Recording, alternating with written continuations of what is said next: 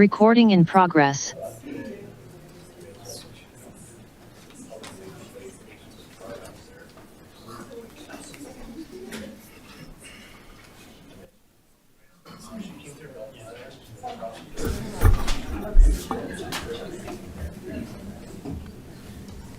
All right. Good evening, everyone. I'd like to call to order the regular meeting of the Superior Town Council for Monday, February 9th, 2026. Can we all please rise for the Pledge of Allegiance? Pledge allegiance to the flag of the United States of America, to the republic in which it stands, one nation, under God, indivisible, with liberty and justice for all. Roll call, Shannon. Mayor Mark Lasis. Here. Mayor Pro Tem Jason Serbu. Here. Councilmember Jen Cowish. Here. Councilmember Stephanie Miller. Here. Councilmember Neil Shaw. Here. Councilmember Mike Foster. Present. Councilmember Heather Craycraft. Here. Town Manager Matt Magley. Here. Town Attorney Nicholas Hartman. Here. All right, up first is approval of the agenda. Do we have any changes we'd like to make to the agenda? Otherwise, I'll entertain a motion to approve the agenda as drafted.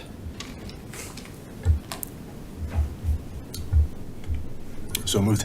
Okay, we got a motion from Mayor Pro Tem Serbu, Second. second from Councilmember Craycraft. Roll call vote, please. Mayor Pro Tem Serbu. Yes. Councilmember Shaw. Yes. Councilmember Miller. Yes. Councilmember Cowish. Yes. Councilmember Craycraft. Yes. Councilmember Foster.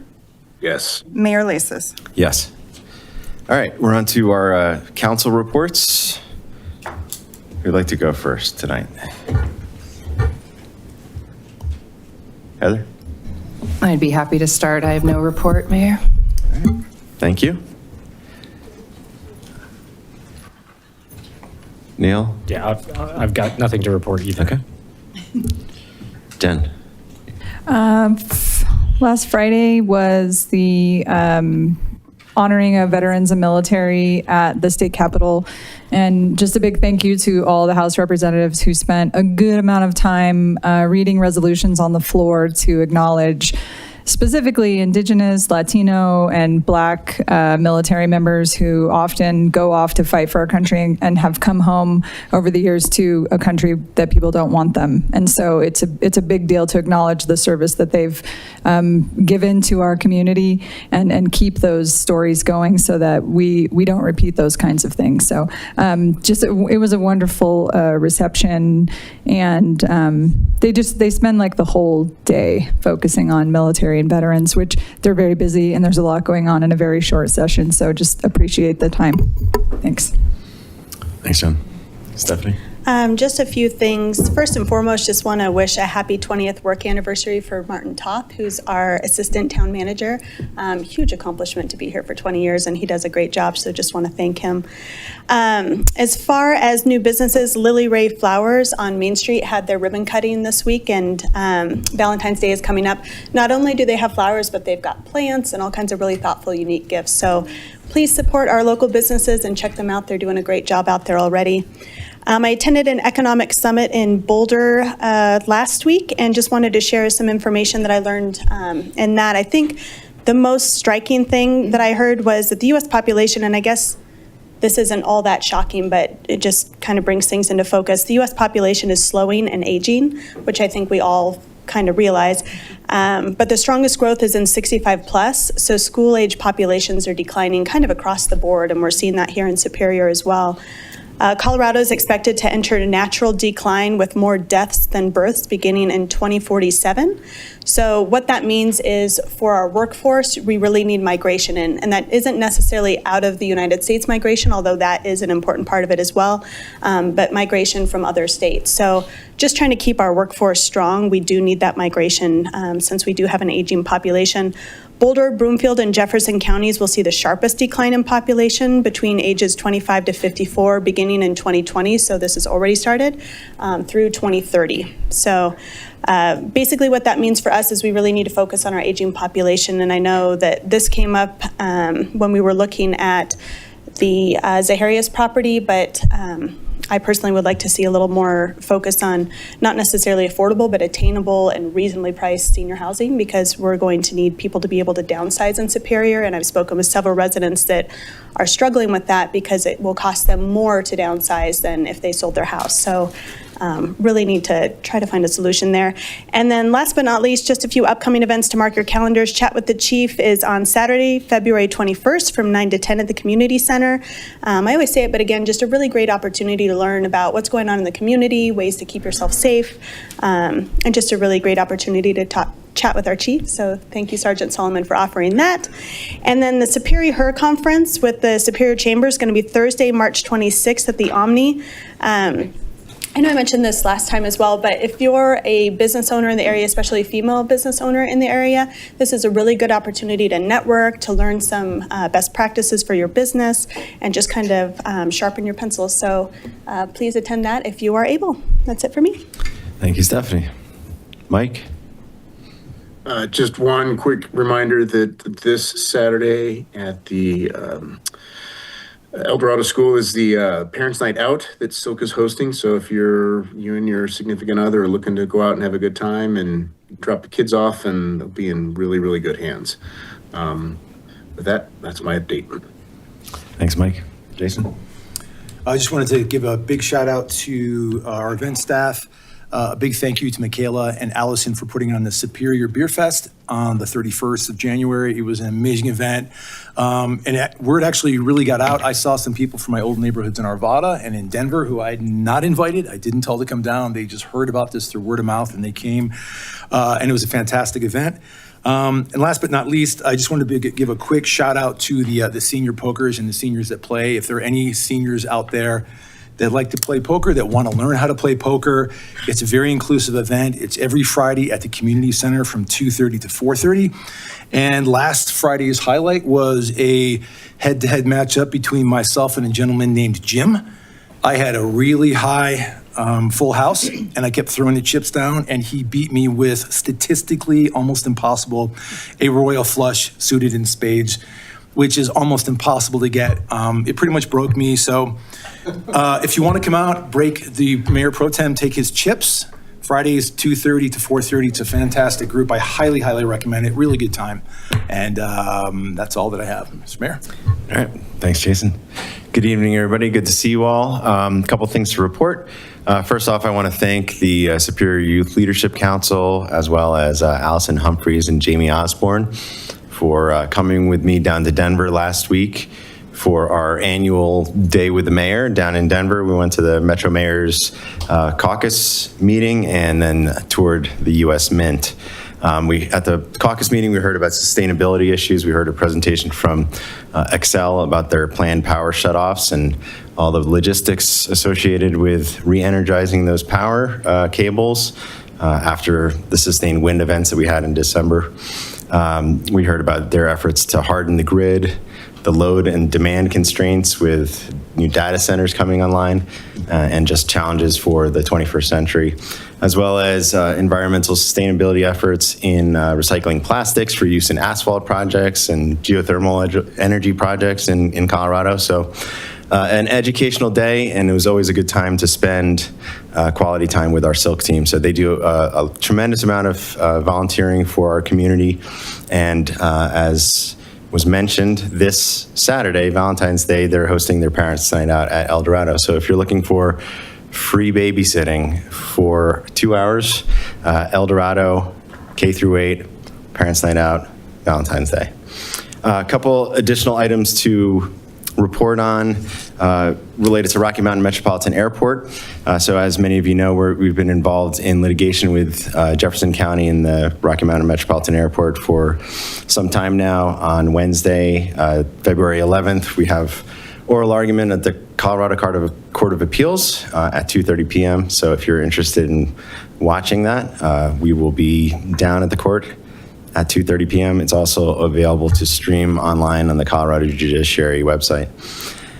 Then on Thursday at the Northwest Mayors and Commissioners coalition meeting. One of the items that we'll be discussing is amending the policy agenda for the Mayors and Commissioners Coalition to include aviation as a topic of concern. So the MCC generally deals with transportation issues related to roads and railroads, but given all of the interest in the past few years about aviation matters, we're bringing forward an effort to amend the policy agenda. We don't know exactly where that's going to go and if there's going to be broad support for it, but we're going to push for it nonetheless.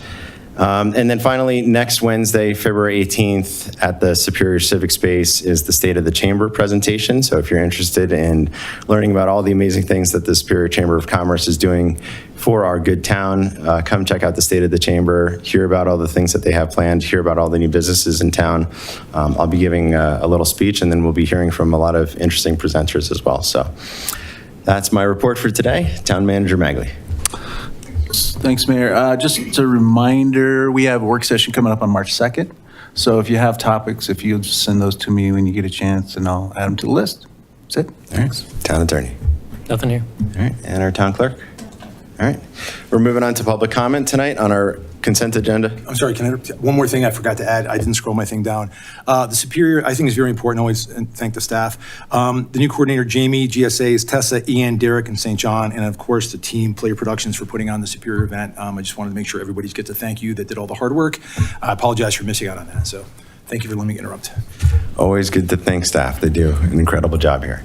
So, all right, we're moving on to public comment on our consent agenda presentations and non-agenda items. If you'd like to make public comment, we've got a sign-in sheet there at the desk. Give us your first and last name and the town in which you reside, and we'll call on you in the order in which we see your name. And then if you're participating via Zoom, you could use the raise hand feature, and we'll call on you in the order in which your hand is raised. We do have some public hearings tonight on our agenda for the adoption of a wildfire resiliency code, a first reading on the comprehensive plan, as well as 2 updates to our municipal land use code. If you're interested in giving public comment on those items, we just ask that you hold your public comment until that section of the agenda is reached. So first up.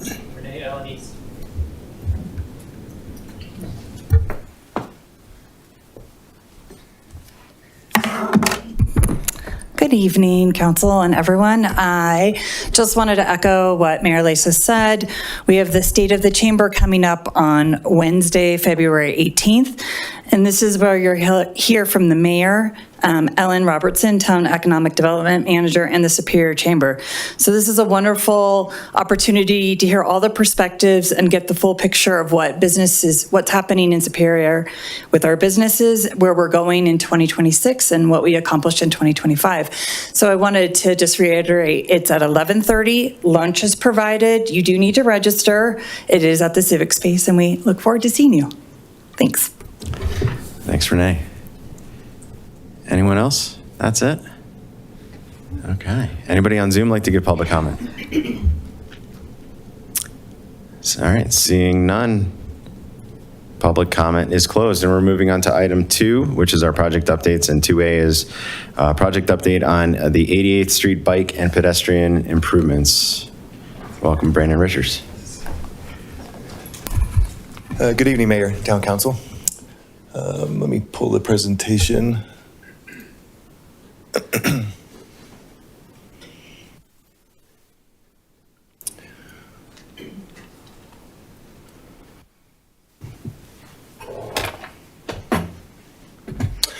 Yeah, so talking to you all tonight about the 88th Street corridor, specifically as it relates to going to the Monarch schools across the US 36 bridge. This is an item we talked about at the last work session at the end of last year, talking about bike safety and pedestrian safety on this route. And a plan we'd worked out with Louisville, we put it on hold after some comments from Facebook and some concerns from council members. So I wanted to talk about that tonight regarding next steps and courses of action.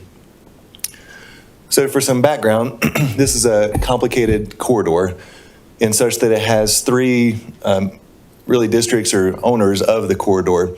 Over here to my left is an aerial. This is Superior, just kind of south and west of 36. So this is 36th, 88th Street, and then Promenade Drive that comes up. So 88th Street, as you can see, is a direct route to Monarch K through 8, which is right here. and then Monarch High School, which has thousands of students between the two campuses. The majority of kids that attend these schools from Superior, if they're in downtown Superior, they use a overpass crossing of 36 that's west of this point. But anyone that lives in Rock Creek or even this side of downtown Superior generally uses the 88th Street as a direct route to these schools. 88th Street is a 2-lane road. It does have bike lanes on both the east and west side of the road. The sidewalk is only on the east side of the road. There is a sidewalk pictured here on the west, but this sidewalk dead ends just over the 36 bridge. What makes 88th Street so complicated is ownership. So Town of Superior owns 88th Street just north of Promenade Drive. So at the very bottom of this image here is where Superior ownership stops. There's a mix of Boulder County and CDOT ownership to Tate Drive, which is right here. This is Tate Drive.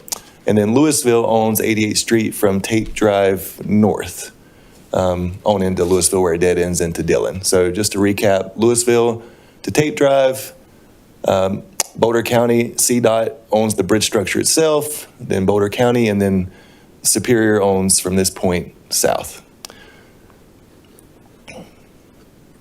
Before I leave this slide, so over here to the right, we'll talk about this in a little bit, but this is the Red Tail Ridge development that's currently under construction. So this area was probably in October where they've already started moving dirt, and I'll get into some of the improvements that Red Tail Ridge is doing here shortly.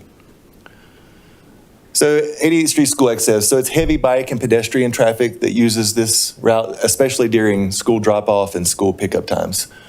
So during school drop-off, almost all traffic, at least going to the school from Superior, I mean, not almost all traffic from Superior is coming northbound down 88th Street toward Monarch schools, and they use the sidewalk and bike paths that are located here. And I have some videos I'll pull up in just a second. The sidewalk and bike lanes are, unfortunately, they're shared by cyclists, pedestrians, and cars. This is a photo I took after dropping off my child. As you can see, cars use the bike lane as a right turn storage movement to get to Monarch schools. So this is actually pretty early because I'm coming into work, but it will back up all the way up to the 36 overpass during peak times using this turn lane. School-aged cyclists generally travel against traffic. There's a picture here on the bottom right. This is taken from a resident Superior. You can see that the people that leave Monarch schools generally don't cross over 88th Street on the west side of 88th. They stay on the east side of 88th Street and go against traffic. And again, I have some videos I'll show you.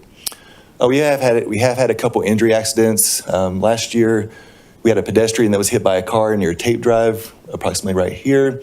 And then in 2024, we had a pretty severe injury accident where a child cyclist hit a stopped car in the bike lane and had several breaks associated with that accident.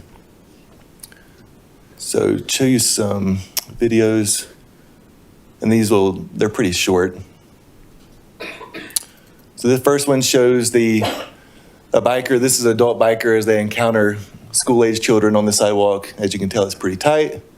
They have to drop off into the bike lane.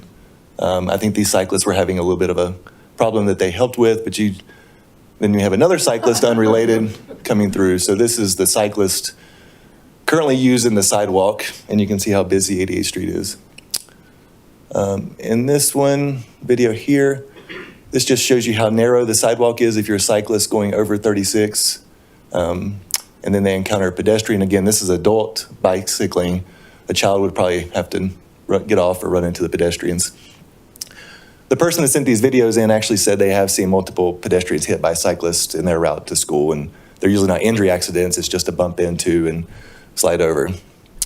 This is afternoon going against traffic, riding home. So this is a mother and her children biking home. We have another child that bikes by them in the road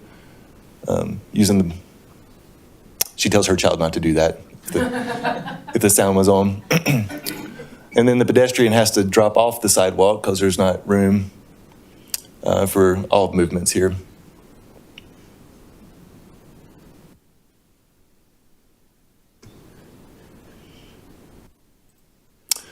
And then I believe this is the last video I'll go over. Again, this is the same family biking home. And then, again, you can see how narrow the sidewalk is between the curb and the gutter. They're entering Superior, there's Promenade Drive. We're encountering pedestrians, scootering. We got a group of kids in the bike lane here. Again, with no current barriers, walking and cycling.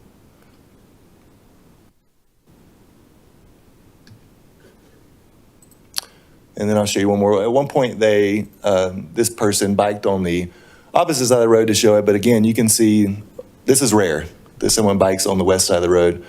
Almost all users are on the east. These are two adult cyclists that aren't school-related. You'll see them turn down Tape Drive. But you can see how congested it is on the east side of 88th Street. And then if you were a child cyclist without a parent, how nerve-wracking that would be with traffic to your back. Again, those are experienced cyclists going off an adventure. But again, you can see cyclists, pedestrians trying to share this tight sidewalk, which is 5 feet, but it doesn't feel like 5 feet because you got a curb and a concrete barrier next to you on 88th Street. So I felt like those pretty well demonstrated some of the challenges we're having with this corridor.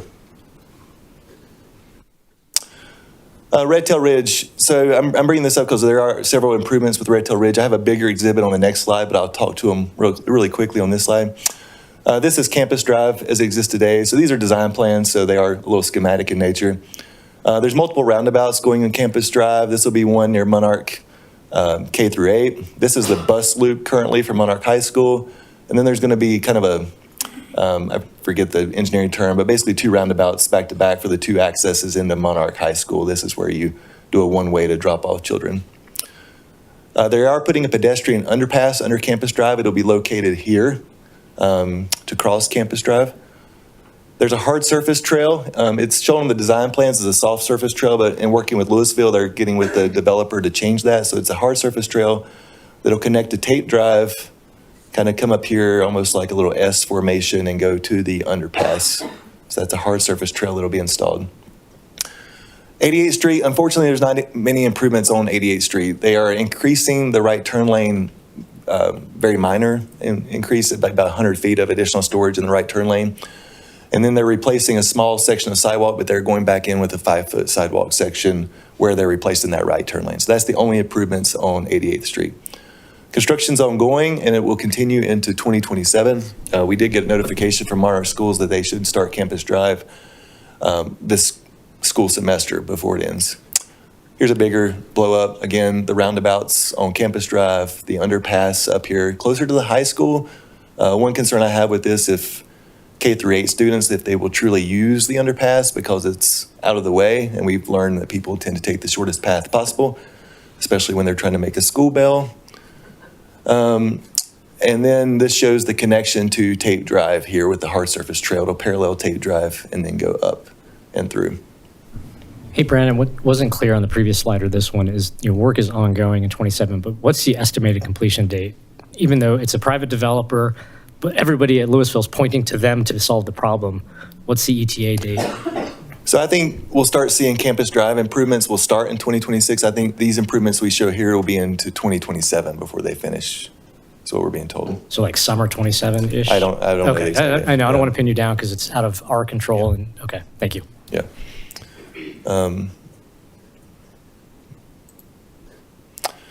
So improvement options. Let me go back up here. So currently the 20 mile per hour school zone sign, if you're heading northbound on 88th Street, is approximately where my cursor is.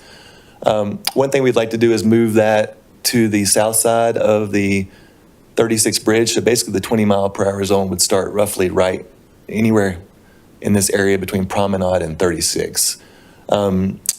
We typically don't recommend moving the school zones that large because we get speeders, but in this case, I talked to several traffic engineers, consultants. Since there's such a high volume of school-age children using this route, they recommend moving it back to here because that's really where the school access is starting on 88th Street. So we propose to move that 20 mile per hour school zone to roughly this location. So that'll reduce speeds on the corridor. And Brandon, that's actually consistent with the other side of 88th Street. Yeah, the school zone sign is all the way over by Dillon. Yeah. And then for some reason, on our side, it's like 15 feet feet away from Campus Drive. So this is like a slam dunk. So I'm confused about why the recommendation is not to have it that far when the one that's next to Dillon is literally a quarter mile away. Yeah. We would like to create a two-way protected bike lane on the east side of the road. So I know a lot of the Facebook comments were, well, you're creating you're encouraging people to go against traffic, and we're not trying to encourage that. We're trying to solve a problem that exists today. The school-age children are already going against traffic, and I would guess 99% of them are doing that, as you could see in those videos, because they don't want to cross 88th Street by the school. One, they have to wait for the signal. Two, there's no sidewalk on 88th Street in the Louisville side. The sidewalk on the east side pretty much stops right here. There's a multi-use path here, but this is not connected to the sidewalk. It's further away than it looks from 88th Street. So school-age children don't want to cross the road here, head back, and then when you get into Superior, we have a multi-use path on the east side of the road. So a lot of those kids will use that path to head on to Rock Creek. So then they'd have to cross up here and then cross again down here, and they just don't do that. So we'd like to create a two-way protected bike lane. Flex post and striping is something we've talked about with Louisville and BVSD. We've had multiple calls with them last year to get to this conclusion. Flex post and striping is the lowest impact and cost. And when I say impact, it's to the road itself, because I know one concern from users is if we block that bike lane, which should be locked. It is illegal to get into a bike lane with the car and drive down it, but it will cause traffic congestion, and that's something we need to monitor on 88th Street, especially during school drop-off. It offers some protection, but not as much protection as a concrete curb would. And that gets into the second option. Well, let me back up. On the flex post, so we're working with CDOT because they own the bridge structure itself. Unfortunately, when the bridge was installed, it only has 2 to 3 inches of asphalt over the membrane of the bridge. So that's the permeable membrane to keep water off of the structure. So when you put the flex post in on the bridge itself, we can't drill them into the bridge because those bolts go 8 inches deep, and we can't drill them in because it would penetrate the membrane. So the only thing we can get approval from on CDOT is to glue down the flex post on the bridge itself. So the flex post installation we had worked out with Louisville is the town of Superior would install them, and we're looking at installing them actually on the traffic side of the white stripe. The reason being, to have a separated bike lane, you need 8 feet for it to meet MUTCD and safety requirements. So it's 7.5 feet currently from the white line to the edge of the asphalt where we have a curb and gutter. It's actually greater on the bridge because there's not a curb and gutter. But that's 7.5 feet from that white line to that asphalt lip right there. So if we put the flex posts roughly 6 inches off the white line, we accomplish that 8-foot goal. These travel lanes are roughly 12.5 feet, so we will take them down to really a comfortable 11.5 foot from the edge of the flex post. Anything over 10 feet is drivable. It gets tight. As you know, we went down to 10 to 11 foot on Rock Creek Parkway when we did that project. Hey, Brandon, from the standpoint of that traffic backup, has there been any discussion with Louisville as far as extending like a turn lane to where people can get into the turn lane and not be sitting in a bike lane to get into school? We've had lots of conversations with Louisville. I was going to bring the last email I got from their director, but it pretty much said they feel like what we've proposed here with the flex post is all that's needed, and they're not willing to invest any more money into 88th Street at this time, and it's not a priority for them. Is kind of summarizing that. They have been willing to come to the table since then and work through some of these options, like moving the speed zone sign, which we will be paying for, moving those signs, and we're but in terms of them going back to the developer and getting additional improvements, they've been really uninterested in doing that to date. Okey doke. So when traffic inevitably backs up past the bridge, maybe we can reopen that discussion and say it's from their obviously a problem? perspective, it's not their problem because it's a Superior issue, really. And I think that's why we've gotten the problem we have today, because it is a Superior issue for our users, but we don't own and maintain the infrastructure that's resulting in the issue. And that's what's created the challenge we have today. But from that standpoint, if we're arguing infrastructure that isn't owned and people are maintaining it, we could also discuss downtown Superior. So maybe that could be part of that discussion. Yeah, and I I'm not trying to encourage, get I in know a fight, council but also. And I know council has a relationship with electeds over there that maybe we could get this moving forward, but from a staff level, we've really kind of ran into a wall in terms of what they're willing to do. Okay. And just for some background, this has been a consistent issue with Louisville's focus on this area. It's not limited. I think the council might be different, but as Heather's probably aware of, I mean, this has been an ongoing issue for 15 years. And Louisville has always just said, because BVSD thought the road was going to connect, and Louisville that, well, you guys can build it. So Louisville's only been looking for someone else to pay for this from day one. I mean, that's not going to be a good look for them when somebody inevitably gets hurt and it's a child. And they said they didn't want to do anything to help, but. Agreed. Okay. And I do feel like the traffic today is probably the worst we'll see there for a couple reasons. One, when this gets built, Campus Drive, it will connect to the name of Interlochen. So it will connect through, so you'll have traffic that can connect through to Interlochen. So I think that will alleviate some of the traffic. I will also say the vast majority of traffic using this road is making this right turn during peak time. The through movement really sees very little traffic. So while it will back up, I think the volume of through traffic is really low, that I don't know that it'll back up much more than it already is, but it's definitely something we'll need to monitor. From an emergency standpoint, sorry for all the questions, if we're putting in flex posts and there's a huge backup and an ambulance is trying to get into that hospital, I'm assuming that's been considered. I mean, yeah, I mean, it'll be a challenge. Cars would have to, oncoming traffic would have to slide over where they can, and emergency vehicles obviously have the right of way, but it will be tight. Is there any discussion with CDOT as far as making that bridge 4 lanes, 2 in each direction? Because it seems like if we widen the roads, this would pretty much solve the problems, and CDOT obviously doesn't want to do it. Are there any arguments we can make towards them to try to push that along? That could be like a 10-year window to have that become an actuality. We can have the conversation. I don't think we'll be very successful. I think so. The last list I got from CDOT, they actually cut about 20 projects that were on their 20-year list because of funding cuts at the state level. And I also, and I'm going to talk about some of this coming up, but I think we're going to have to do a study if we start doing any more permanent improvements beyond a flex post for CDOT. And I doubt the study will show that there's a need for 4 lanes. The only time there is that 15-minute window in the morning. The afternoon is not even an issue. It's that 15-minute window in the morning, and it's school drop-off. And there's probably not many schools in Colorado where you don't have that issue at peak time. This one's exacerbated because it's only one way in and one way out of Monarch, but that's a common of any real school where you get into a more congested area.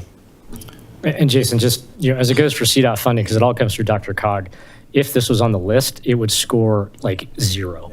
Yeah. Even if there was infinite money, this thing would still not get funded because there's other higher priority areas where there's people dying, and that's where it goes first. Yeah. Just unfortunately, that's how the rank ordering becomes, sort of prioritized. Sorry, jumping back in. So the second option we've looked at is a concrete curb. So that's a higher cost, but basically it'd be a curb right where this white line is. It could be a standalone curb that's not connected. It would require a CDOT permit, going across their bridge, and would have to be paid for by Superior. But obviously that'd be greater protection than flex post. The concern would be if we do have a major traffic backup, a concrete curb is more permanent. My preferred option, and I think the best option from a safety standpoint, would really be to kind of expand this. I called it a sidewalk, but it really become a multi-use path. So basically this curb would move all the way out here, and it'd be a raised surface for bikes and pedestrians. Again, more costly, but it'd be the best protection and would also require CDOT approval. Another thing we've looked at is restriping 88th Street. So we could take away, this is roughly an 8-foot bike lane or 7-foot bike lane on the west side of the road. If we restripe the road, we could narrow that bike lane to 5 feet. Take the lanes down to about 11 feet each, and then we could have approximately a 10 to 11-foot bike lane striped. So that's another option. It wouldn't take away the west side bike lane, but it would reduce it. The only problem is Louisville's responsible for striping, and they just renewed the striping on the road, as you can see in this photo. So not only did they put in this yellow line, but they renewed all the striping.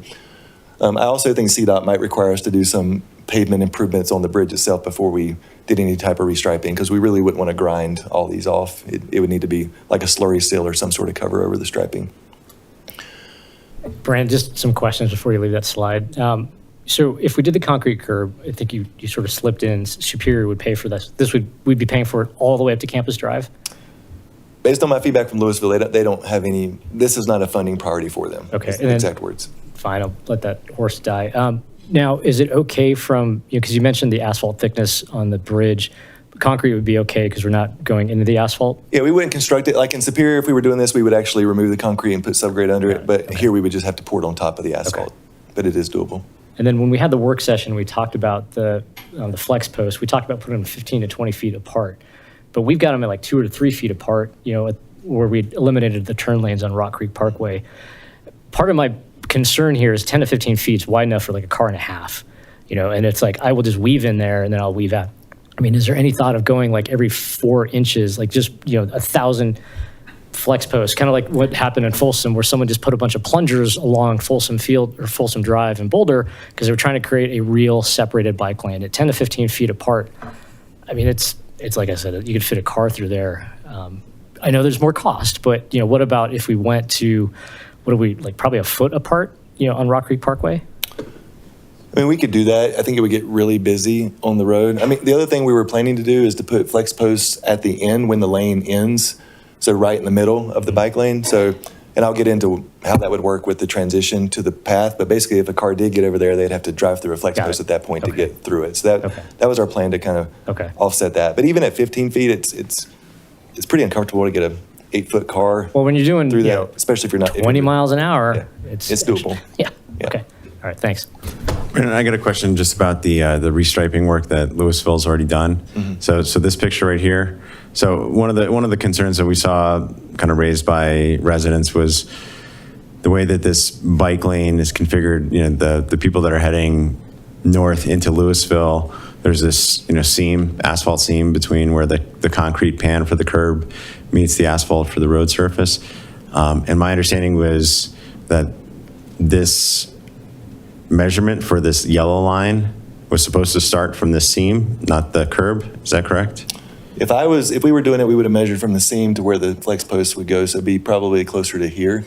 I think Louisville put it centered between the face of the curb and the white line.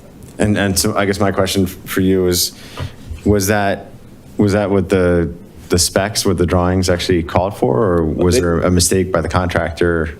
They didn't have drawings. They just, they probably told them just to center it. I don't know how they came to that, but I don't think they put drawings together. All right, so there's not an argument to be made that they need to redo the striping because they put it in the wrong place? We could have that we could have that conversation. I don't think they'd be very open to that. I mean, again, we have a bike lane over here for people that want to go. Like if we saw in that one video, those more experienced bikers that turn down Tate Drive, they're going to stay on the west side of the road.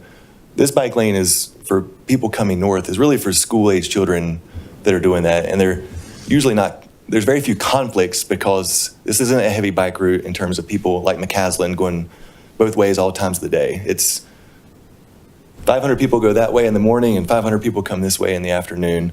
So, I mean, I agree with the concern. I just think that most people that cycle this, they're going to stay as far to the east as they can comfortably without getting on the curb, even if they're going north or south. And that's what I think we see those kids doing in these photos and pictures for the large part until they get a big group. They are kind of hugging it.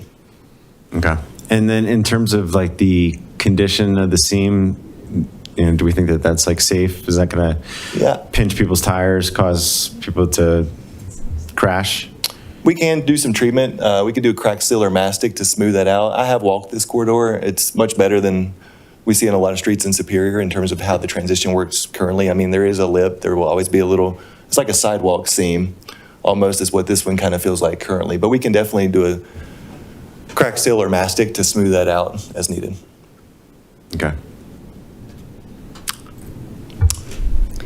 So I estimated some costs here. So the school's on speed limit area. We just got to purchase the sign. It's about $5,000, and we would install it. They do typically take about 30 days to come in. The flex post and striping. So the striping's already done. The flex posts are $15,000. It's split between Louisville and Superior, and our crews were going to install them. We actually have those currently in stock and ready to go. but roughly our cost is $7,500. I did some estimates here. So the concrete curb and gutter barrier would be about $150,000. From a schedule perspective, I'm estimating 9 to 12 months because we'll have to do a CDOT permit, which I think they'll require some sort of traffic study and impact analysis there. So this is just construction too. So any additional CDOT costs would be in above this. We would also have to get approval from Louisville since they own the stretch of road past Tate Drive. Expanded sidewalk multi-use path is more expensive. I'm estimating about $500,000. That's about $200 a foot to do that. 12 to 18 months. Again, it's just dependent on CDOT approval on that. And then restripe 88th Street and install flex posts. So the reason this is so high is I assumed we'd have to do some sort of asphalt treatment to get rid of the current striping that's there, like a slurry seal. And I think CDOT would require some patching because there is some very noticeable potholes on the bridge structure itself, which we've identified to CDOT and they said they're looking at. But if we expedited our project, I think they'd make us do those improvements. Hey, Brandon, this is Mike. Question about the extending the school zone speed limit area, the sign. Does that include that flashing yellow light that says school zone? Yes, it'll be the whole assembly with the flashers, and it's actuated during those morning and afternoon school hours. Okay. Great, thank you. Again, just CDOT and Louisville approval required, and we didn't budget for the 88th Street improvements this year, so those would be addition to the budget. The flex post we're charging to the traffic calming cost center, and those were actually purchased in 2025. Brandon, question. Once the flex posts go in, because one of the biggest challenges of being a biker in a bike lane is that's where all the gravel goes, which is terrible, like after a snowstorm. If the flex posts are there, how do we street sweep? So we can get a sweeper through there. It would be like a skid steer sweeper that would sweep that. And I've worked with Leslie and her team about plowing this section. So Superior is responsible for plowing 88th Street while Louisville is responsible for striping it.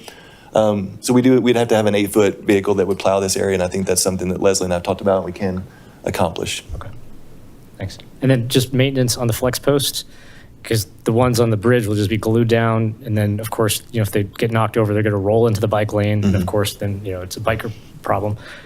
Is it Louisville that's going to manage it on their side, or is it Superior for the whole thing for a broken flex post? I mean, we would try to work with them, but if it's a safety issue, we would just take care of it. Okay. Just to expedite it. Thank you. In addition to these improvements, we are going to do some additional improvements. So as part of our concrete project this year, we should have done this when they did that project in 2022 with the multi-use path, but we're going to put a bike ramp here to get off of the multi-use path into the bike lane. So we're going to do that regardless of this decision tonight on the bike lane itself, just for that transition. And then Louisville's agreed to put some sort of concrete in or asphalt, they weren't committal, to get from the bike lane to the sidewalk once we enter the right turn lane. That way we don't have bikers going here, they wouldn't share this, and that aspect of it. So that's where we would end the flex post and put a delineator here at the end to stop cars if they did get over here, and then bikes would have an off ramp to the sidewalk. I thought of something else I was going to say and it escaped me while I was talking.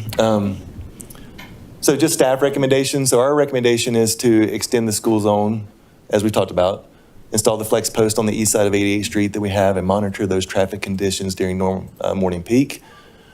We are pursuing grant funding for the long-term improvements. So there's a grant application that's due February 20th that we've already started working on, Highway Safety Improvement Program, and we've already had a call with CDOT, and they think this will score pretty well. Unfortunately, the funding is not until 2028 for that.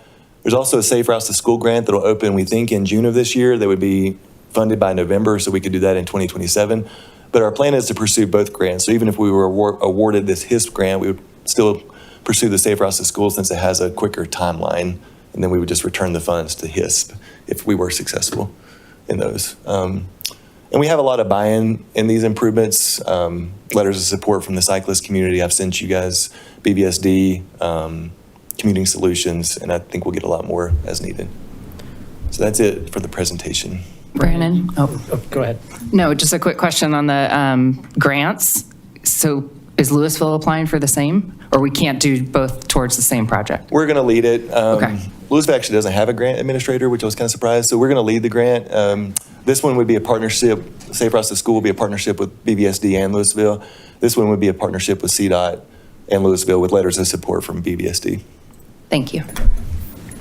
Brandon, the letter we got from BVSD had a really good link to NIWAT and what they did there. And, it's like, of course, nothing's easily comparable, but because they've got the concrete barricade. But what they also did is they put the markings on the asphalt, and it's a picture of a scooter, it's a picture of a kid on an e-bike, it's a picture of someone walking. Given the videos that we saw of adults on the sidewalk, which stresses me out because those are class 2 bikes and they're not even allowed on the sidewalk, these kinds of markings would be great to add here so that people recognize that, we're doing these things, get off the sidewalk, and maybe draw a person on the sidewalk or something. And I have no problem with kids on the sidewalk on bikes. That's where my kids rode forever, and that's where they, when they grew up, they could get on the street. But with e-bikes, some of these things buzz by at 30 miles an hour, and I think if we can get these kinds of markings in here as well, I think that'll help educate people on the purpose of what we're trying to do here. Yeah, I think that makes sense. Yeah, and it is illegal it's actually illegal in the current state to bike against traffic. Bikes are supposed to go with traffic unless we have a designated bike lane. By putting those flex posts in and creating an 8-foot lane, we meet the minimum standard to do that. 8 foot is the minimum. So we are meeting the bare minimum, but it does meet that standard. And the other current illegal activities happening is when cars use the bike lane. That's illegal also. So just for reference.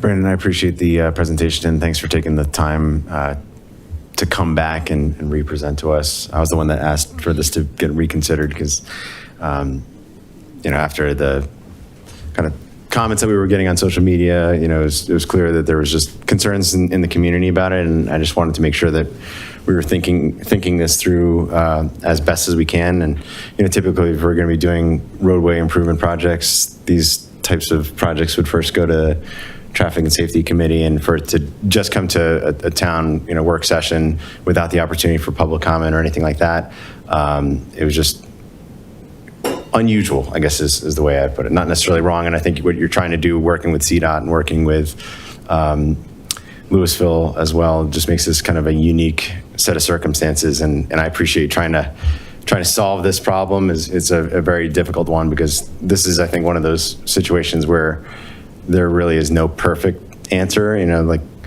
We could do things to try to do a temporary fix to give some separation between the bicyclists and the cars, but then the parents that are dropping their kids off in the morning are going to be annoyed because they're going to have more traffic, or the people that are trying to cut through to get to Dillon Road are going to be annoyed because they're going to be sitting in traffic longer. So from my perspective, I think the extension of the school zone, 100% on board, no brainer. I love that idea. I would like to, we talked about having a work session, a joint meeting with Louisville, and to put this on the agenda for our meeting with Louisville as just kind of like a discussion point, because I don't think that Louisville, they have competing budgetary constraints just like we do, and they're trying to represent their residents. So I don't think that there's any ill will there towards Superior residents or anything like that. But this obviously hasn't been a priority for them, and that's kind of understandable under the circumstances. But if we can come up with something that on a more permanent basis kind of redesigns this road to make it safer for the kids and the road users, and somehow salvages that turn lane while preserving a bike lane, whether that's extending the concrete sidewalk and doing some sort of restriping. Obviously that's going to be an expensive improvement, but I think that that's probably the best improvement to increase safety while also not causing a lot of traffic for the people that are trying to get into 88th. The other thing that, from my perspective, that wasn't clear in December, but you've now made it clear, is that I wasn't aware in December that we had so many kids that are actually already going against traffic in that bike lane back to Superior in the afternoons. So it seems like we it's not like we're forcing people into oncoming traffic by putting this design. They're already there. So we've got a problem that needs to be addressed.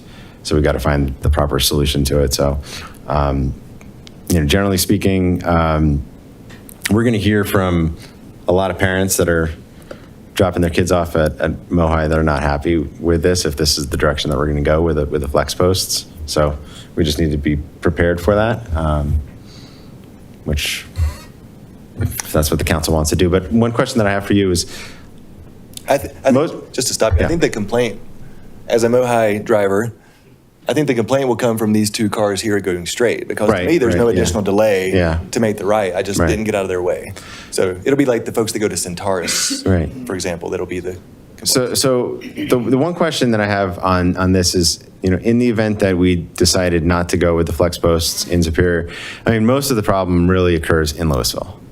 So if we didn't install flex posts on Superior side, is Louisville still going to be installing flex posts on their side? Or are we driving this? We drove it, and we asked them to pause after you asked us to pause, so they're holding, and they're ready to go. I think they probably would, but I do think we have a problem in Superior too. I mean, I say Superior, it's really Boulder County CDOT section, but I do think the problem exists all the way from Promenade to the school. Right. So it's the CDOT and Louisville sections, not necessarily the Superior section. So basically, that's the Superior problem. was going to pay for getting it, Yeah. half of it, which is mostly Boulder County and CDOT Yeah. roads, and then Louisville was going to do the rest. Sure. Any additional questions, comments for staff? Because I do want to open it up for public comment at some point. One quick question, Brandon. The roundabouts being added to in front of the schools, you said that was due to happen this semester? They're supposed to, so we got an email from the school saying they're going to start construction this semester. I don't know how far they'll get. Okay. I just didn't know if there was a pro or a con to either doing this before or after, or, Well, my concern is the current situation is the most dangerous. Okay. If we do nothing. It's also got 2 illegal activities that are happening that I think we should address. And I think flex post is a minimal cost. Obviously, it takes some labor time to do it. There is some damage to the asphalt, drilling holes in it, but it's going to make it safer than it is today. And we can monitor the impacts to the school traffic in the meantime. But I think, to me, doing nothing is not an option because it's so unsafe currently. I mean, as this picture suggests and those videos suggest, from staff's perspective. thank you. Thanks. A couple of quick comments, and I completely agree about the unsafe situation. This all started in 2020 after the pandemic, and BVSD eliminated the buses because that was carrying a ton of kids into Mohi, and they're all driving or getting dropped off if they don't have a license. So this is somewhat of a self-inflicted problem by BVSD in terms of the common schedule and not enough bus drivers, and then eliminating the buses. Fine. I appreciate that we brought this to the board as opposed to the work session, because I think there's a bigger dialogue or greater dialogue that we've had here. Because when we had the conversation a few months ago, the school zone thing wasn't included, which I think is a no-brainer. I think that's great. One thing that I think we got to think seriously about, because move forward with the flex post, I think that's fine. What is the permanent solution? At some point, Red Tail will get done. Are we going to do the concrete, barricade from our side up until Tape Drive?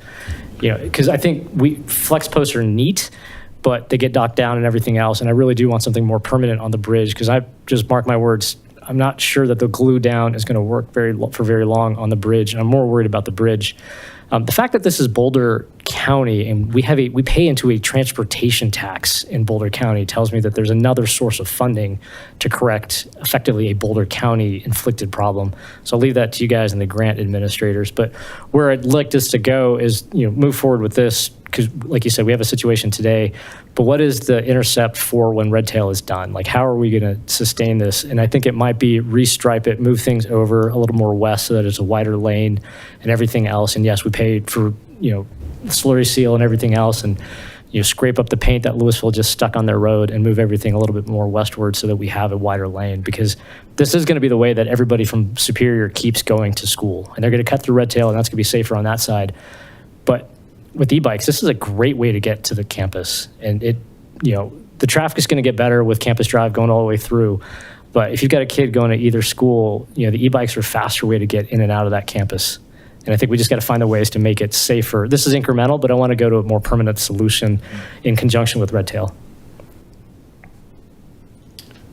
I could have a long conversation about what we want to do at the grant. But, Well, I think and I think that's great, because I think everybody here recognizes this is really just a Band-Aid, Yeah. right? I mean, this wound's been bleeding for 5 years, and now we're sticking something on it because the e-bike population has gone up a lot in the last 2 years, which is fantastic. And it's taking cars off the road already, which is even better. But more importantly is what is our long-term solution to continue to encourage kids to go in this direction? And parents will buy their kids e-bikes if they are convinced it's a safe way to get to school.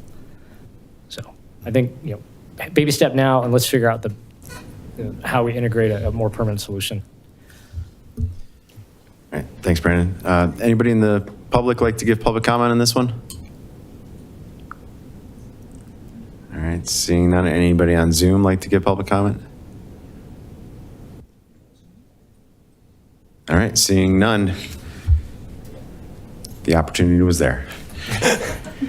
I really appreciate this additional opportunity to talk about it, and really appreciated the video footage. I think that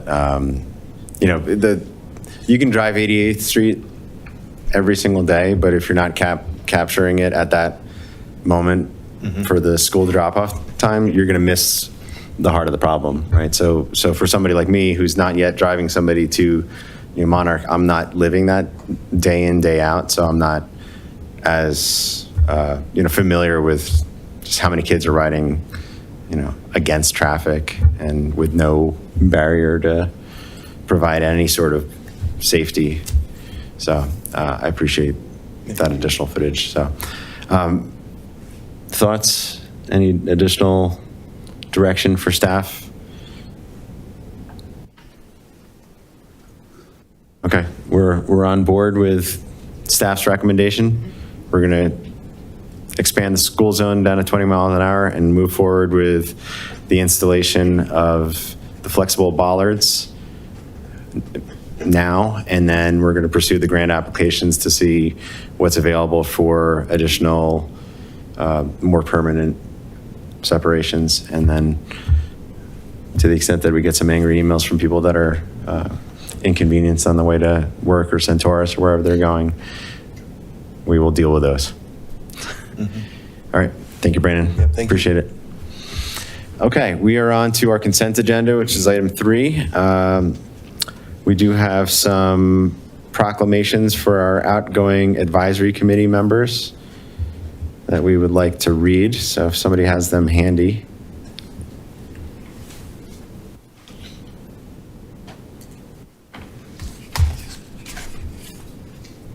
Well, I have them handy. All right. All right, we're going to start off with a proclamation of the Town Council of the Town of Superior in appreciation of the service of Lonnie Rose. Whereas Lonnie Rose was a resident of the Town of Superior and has been a strong advocate for the residents of Superior through volunteering to serve on the Planning Commission, and is to be commended for his effort to make our community a better place.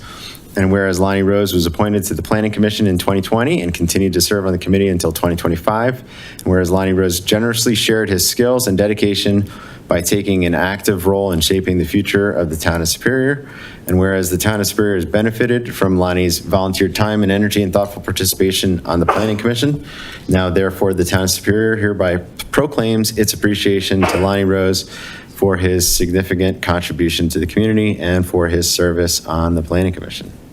Thank you, Lonnie.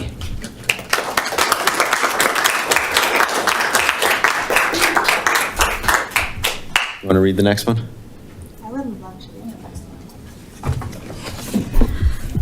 All right, Tracy. Whereas Tracy Bain is a resident of the Town of Superior and has been a strong advocate for the residents of Superior through volunteering to serve on the Open Space Advisory Committee, and is to be commended for her efforts to help our community be a better place. And whereas Tracy Bain was appointed to the Open Space Advisory Committee in 2020 and has continued to serve on the committee until 2025. And whereas Tracy Bain generously shared her skills and dedication by taking on an active role in shaping the future of the Town of Superior. And whereas the Town of Superior has benefited from Tracy's volunteer time and energy and thoughtful participation in the Open Space Advisory Committee. Now, therefore, the Town of Superior hereby proclaims its appreciation to Tracy Bain for her significant contribution to the community and for her service on the Open Space Advisory Committee. Thank you, Tracy. Councilmember Foster, you want to take this last one? Sure, I'll do that. Let me pull it up. A proclamation of the Town Council of the Town of Superior in appreciation of the service of Sadia Araksai Foster. Whereas Sadia Araksai Foster is a resident of the Town of Superior and has been a strong advocate for the residents of Superior through volunteering to serve on the Parks and Recreation Advisory Committee, and is to be commended for her effort to help make our community a better place. And whereas Sadia Araksai Foster was appointed to the Parks Recreation Advisory Committee in 2021 and continued to serve on the committee until 2025. And whereas Sadia Araksai Foster generously shared her skills and dedication by taking an active role in shaping the future of the Town of Superior. And whereas the Town of Superior has benefited from Sadia's volunteer time and energy and thoughtful participation on the Parks and Recreation Advisory Committee. Now, therefore, the Town of Superior hereby proclaims its appreciation to Sadia Araksai Foster for her significant contribution to the community and for her service on the Parks and Recreation Advisory Committee. Well done. Thank you, Sadia. All right, let's pass our consent agenda and then we'll do some pictures. At this time, I'll entertain a motion to approve the consent agenda. Got a motion from Councilmember Miller. Second. Second from Councilmember Craycraft. Roll call vote, please. Councilmember Miller, Yes. Councilmember Foster, Yes. Councilmember Craycraft, Yes. Mayor Pro Tem Serbu, Yes. Mayor Lasis, Yes. Councilmember Shaw, Yes. Councilmember Cowish. Yes. All right, passes unanimously. And why don't we get a picture with our honorary proclamation recipients?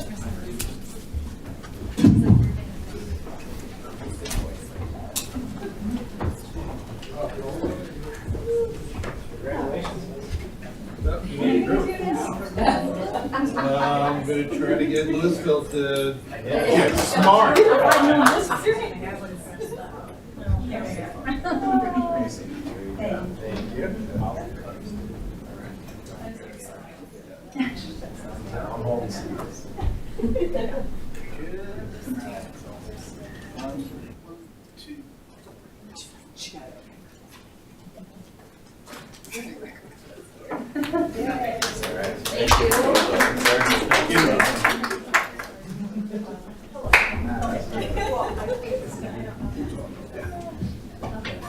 I'm still doing it, so if you guys have any questions.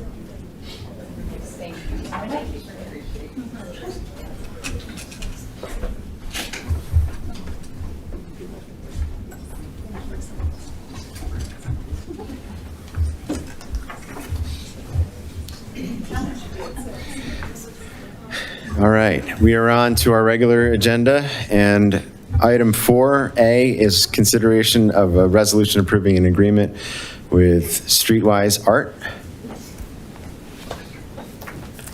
Welcome, Leslie, JG. Good evening, Mayor and Council. We have a team up here, so this project was very much a team effort. The Town of Superior, with the support of the CAPS Advisory Committee, has been looking at the possibility of adding a new town event. This would be the first time we've offered a mural festival. The vision for this is to really create a robust and impactful event for downtown, to invigorate downtown, to beautify the area, and then this would also contribute to our public art collection and fit into the vision for the artery throughout town, which would be, this would be incorporated into that. The town worked with CAPS cooperatively to do quite a bit of research. Actually, the CAPS members probably did the majority of this up front. They looked at different communities that are doing similar events. They looked at vendors who have supported these efforts with different communities, and Streetwise Art was recommended by CAPS as a vendor that has worked locally, specifically in Boulder, mural festivals, and they've been working cooperatively with Streetwise to kind of work through this vision of what would a first-time mural festival look like in Superior. One of the ideas was sort of a money-saving idea to combine this with one of our summer markets. So we already have some of the infrastructure in place, some of that funding for street closures, security, food trucks, that sort of thing, would be shared for that event. And we're looking at October 4th of 2026 for this event. The event would include 6 to 8 murals, as recommended by staff, throughout the downtown area. This first year, we are focusing on areas that are specifically town-owned or under our purview, just to help facilitate that first year. Additional years down the road, we might be able to expand that with some support of sponsorship throughout town. The event would also incorporate some artist talks, some exhibits, and then a community project, which would be focused on youth participation of a mural inside the civic space. So that's kind of the overview of the project. I know many of you are familiar with this as we talked about it in a work session, and how are we going to accomplish this from a budgetary perspective. We have crunched these numbers many times with the help of my coworkers and with the CAPS committee to try and make this a reasonable cost for a first-time event, and one that is shared between several funding sources. So staff are recommending to move forward with the agreement with Streetwise. We do have a representative from Streetwise who's on the Zoom call if you have specific questions for Leah Brenner. So she is available for any questions on that. Some of the financials are listed under that financial impact area. We did look at doing the larger event, which would incorporate some mural locations that we would have to coordinate with other ownership. That gets very complicated pretty fast and expensive pretty fast. So the decision was made to recommend a smaller event for the first year, give us time to work through some of those for subsequent events down the road. Also, I think the success of the first year event will help promote some of these additional mural locations down the road. So the cost of the event would be $74,000. This includes $10,000, which is already in the event budget. So the agreement with Streetwise would be for the 64 for the smaller event. And it's basically split up where the town takes care of the logistical end of things for the most part, and Streetwise would handle the artistic side of things, working directly with the artists. They would work hand in hand with town staff and CAPS on selection, but looking at how they set up the artist on what walls, and, you know, do they need to rent equipment? Do we need to put any panels in place to make that work? And all those specific details that we're not experts in, Streetwise is. I will go to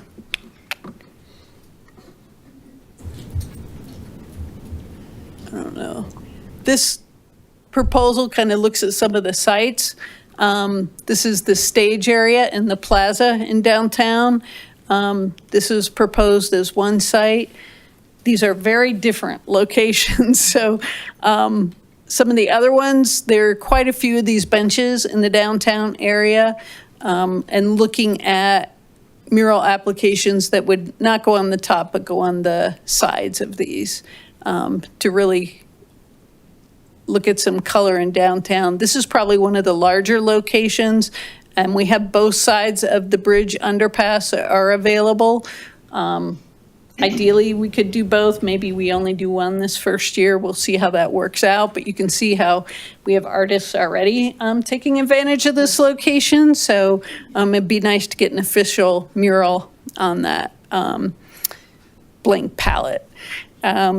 This is one of our restroom locations, and while that doesn't sound glamorous, I think it really would spice up kind of that outdoor amphitheater area.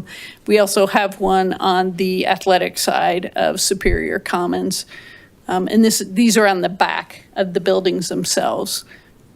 And they would not incorporate the brick, it would be the upper parts. This is one breezeway that we actually do share with Carmel, but this is something that was planned and also included in many of the renderings for downtown. It's the breezeway between the garage and the Superior Plaza area, which really works out great. It has lighting, it's protected, and it's easily accessible to the artists. This is a trash enclosure. It's the one located in the parking lot right next to where Bigsby's Folly is going to be located. This would be a small mural on this wall. Again, it's a nice accessible location. And this would be directly on the brick. And that is it. This is a map that basically outlines where each of those are. There's a little painter's palette where these locations are throughout the downtown area. And you can see how when it's part of the artery, it will draw people through downtown and then back out through some of our park areas, which is really nice.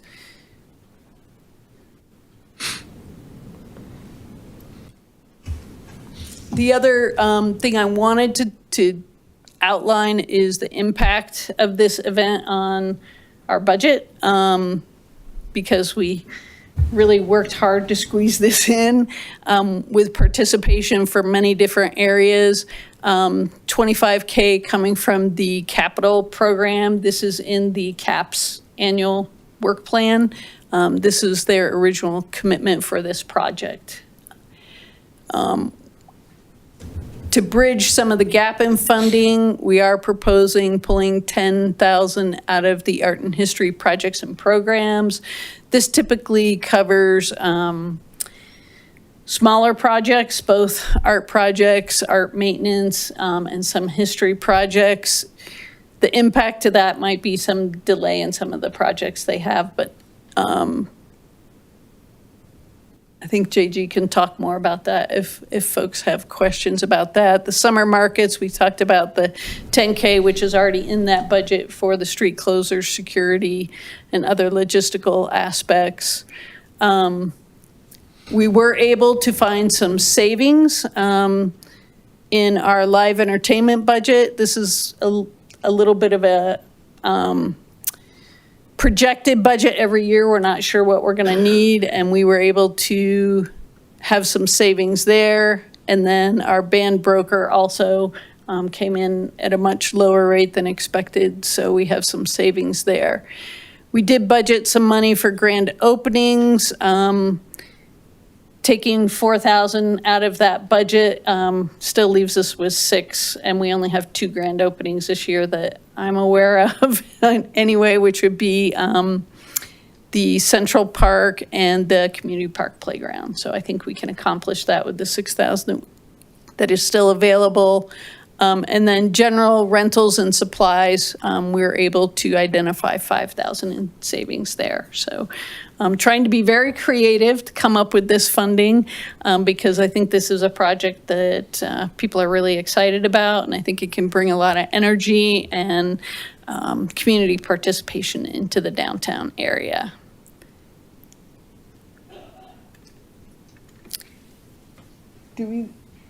Would you like to add anything? We're open for Don't be shy. questions. All right, well, thank you, Leslie, for that presentation. This is very exciting. Turn it over to council for any questions, either for staff or for Liza or for Leah Brenner-Clark. Yeah, a question. Back in our work session, I think it was September, we cut $55,000 out of the budget for events. Where did that go? I mean, can we utilize that 55 we took towards this process? Cut it out, it's gone. Gone where? Said everything else is gone. Okay, so that's no longer an option, the 55 grand we took out. And now we're just basically picking apart all these other projects and programs to do, I mean, forgive me, I'm not wanting to sound too critical, but this whole thing was supposed to be big murals, and I get the underpass, that's fantastic, and I get the breezeway, but park benches, a garbage thing, and forgive my language, but a shitter. I mean, I'm not seeing the benefit of what we're taking out. Arts and history, we're stealing $10,000 from it. JG, I don't know if you're fine with that, but I don't see anybody else from the Historic Commission up here to say, hey, they're really in favor of doing something like that. I know they're already going on a shoestring budget. And to get more taken away, I'm not in favor of. Summer markets, grand opening events. I know that Central Park has been delayed over and over and over again for downtown, and I know the residents want to see this, and I don't want to see anything taken away from it. Taking another $5,000 away. Are we handcuffing the events going forward that we can actually do a really good job with events? Because, it seems to me we're cutting some events out. We're cutting money to do events. We're taking money from different advisory committees, and I want to make sure that we're creating something that all these people that spent all these years waiting for something to happen in downtown, and not just the downtown residents, but the people in Rogers Farm, the Wee Houses, Old Town, Coal Creek Crossing, really, really love these events. I want to make sure we're not pinching it so they're feeling like everything they've waited and waited and waited for isn't suddenly being clawed back for something that's just not as spectacular as originally promised. You want to comment on that? So I'll say, don't fire me if I go over budget at the end of the year. I mean, it'll be tight. This really, we're kind of robbing Peter to pay Paul, but I can get everything done. There's just not a lot of wiggle room. And as far as the locations, it is low-hanging fruit. CAPS originally had a list that had 20 locations on it. The vast majority of their ideal locations are privately owned. And when the proposal came through, Streetwise has a part of the proposal that asks that 50% of the murals are paid by the wall site owner.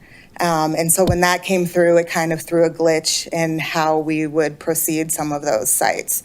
So essentially, we kind of took those off the list. We're still going to proceed and see if we can get some of those, but it just makes it a little more complicated. And so that's why CAPS decided to go for the town locations at this time. And then ideally, down the road, maybe we can get some of the bigger, better ones later. I'd almost be more in favor of, and I know I'm going to be the only person out on this, but let's save, instead of doing something like this on low scale, something that's not spectacular, save and do it the right way. Because when this was initially proposed, it was going to be this fantastic project, right? It was going to be a great mural fest, and then now we're doing benches, and we're doing the toilets, and we're doing a garbage enclosure. And yeah, the underpass is great if we can do that, and the breezeway is great too, but what if we just did the breezeway and the underpass? We did the fantastic looking events that people are actually going to really get a lot out of, and then we waited with the other funds for the other things to come on board, the 50-50 with Carmel to do some of the spaces there if they're amenable to it. And I'm just concerned with squeezing you way too tight, Michaela. I know you've pulled rabbits out of the hats before on this, and I just don't want this to be where you're standing there and you're kind of like, you feel like you're compelled to say, yeah, I can get it done. And then you're going to go back and pull your hair out with your staff, not knowing if you've got enough funding for it. And JG, same thing with you. I don't want you guys to sit there and just give us the party line. It's okay. If this is not going to work for you guys, I want to hear from it, because I don't like taking money away from other things and squeezing them and making it more difficult for you to do your job, when we can peel back the scope of this to something that's more manageable than just trying to fit everything into something that's just not desirable, in my opinion. So just to fill a gap in here, there are some Carmel walls, there's a sports stable walls. Trying to go to ask them for money is a non-starter until we actually have a successful event. So this is a starting point. And I think CAPS and staff have done an admirable job of pulling it back to get this first year underway.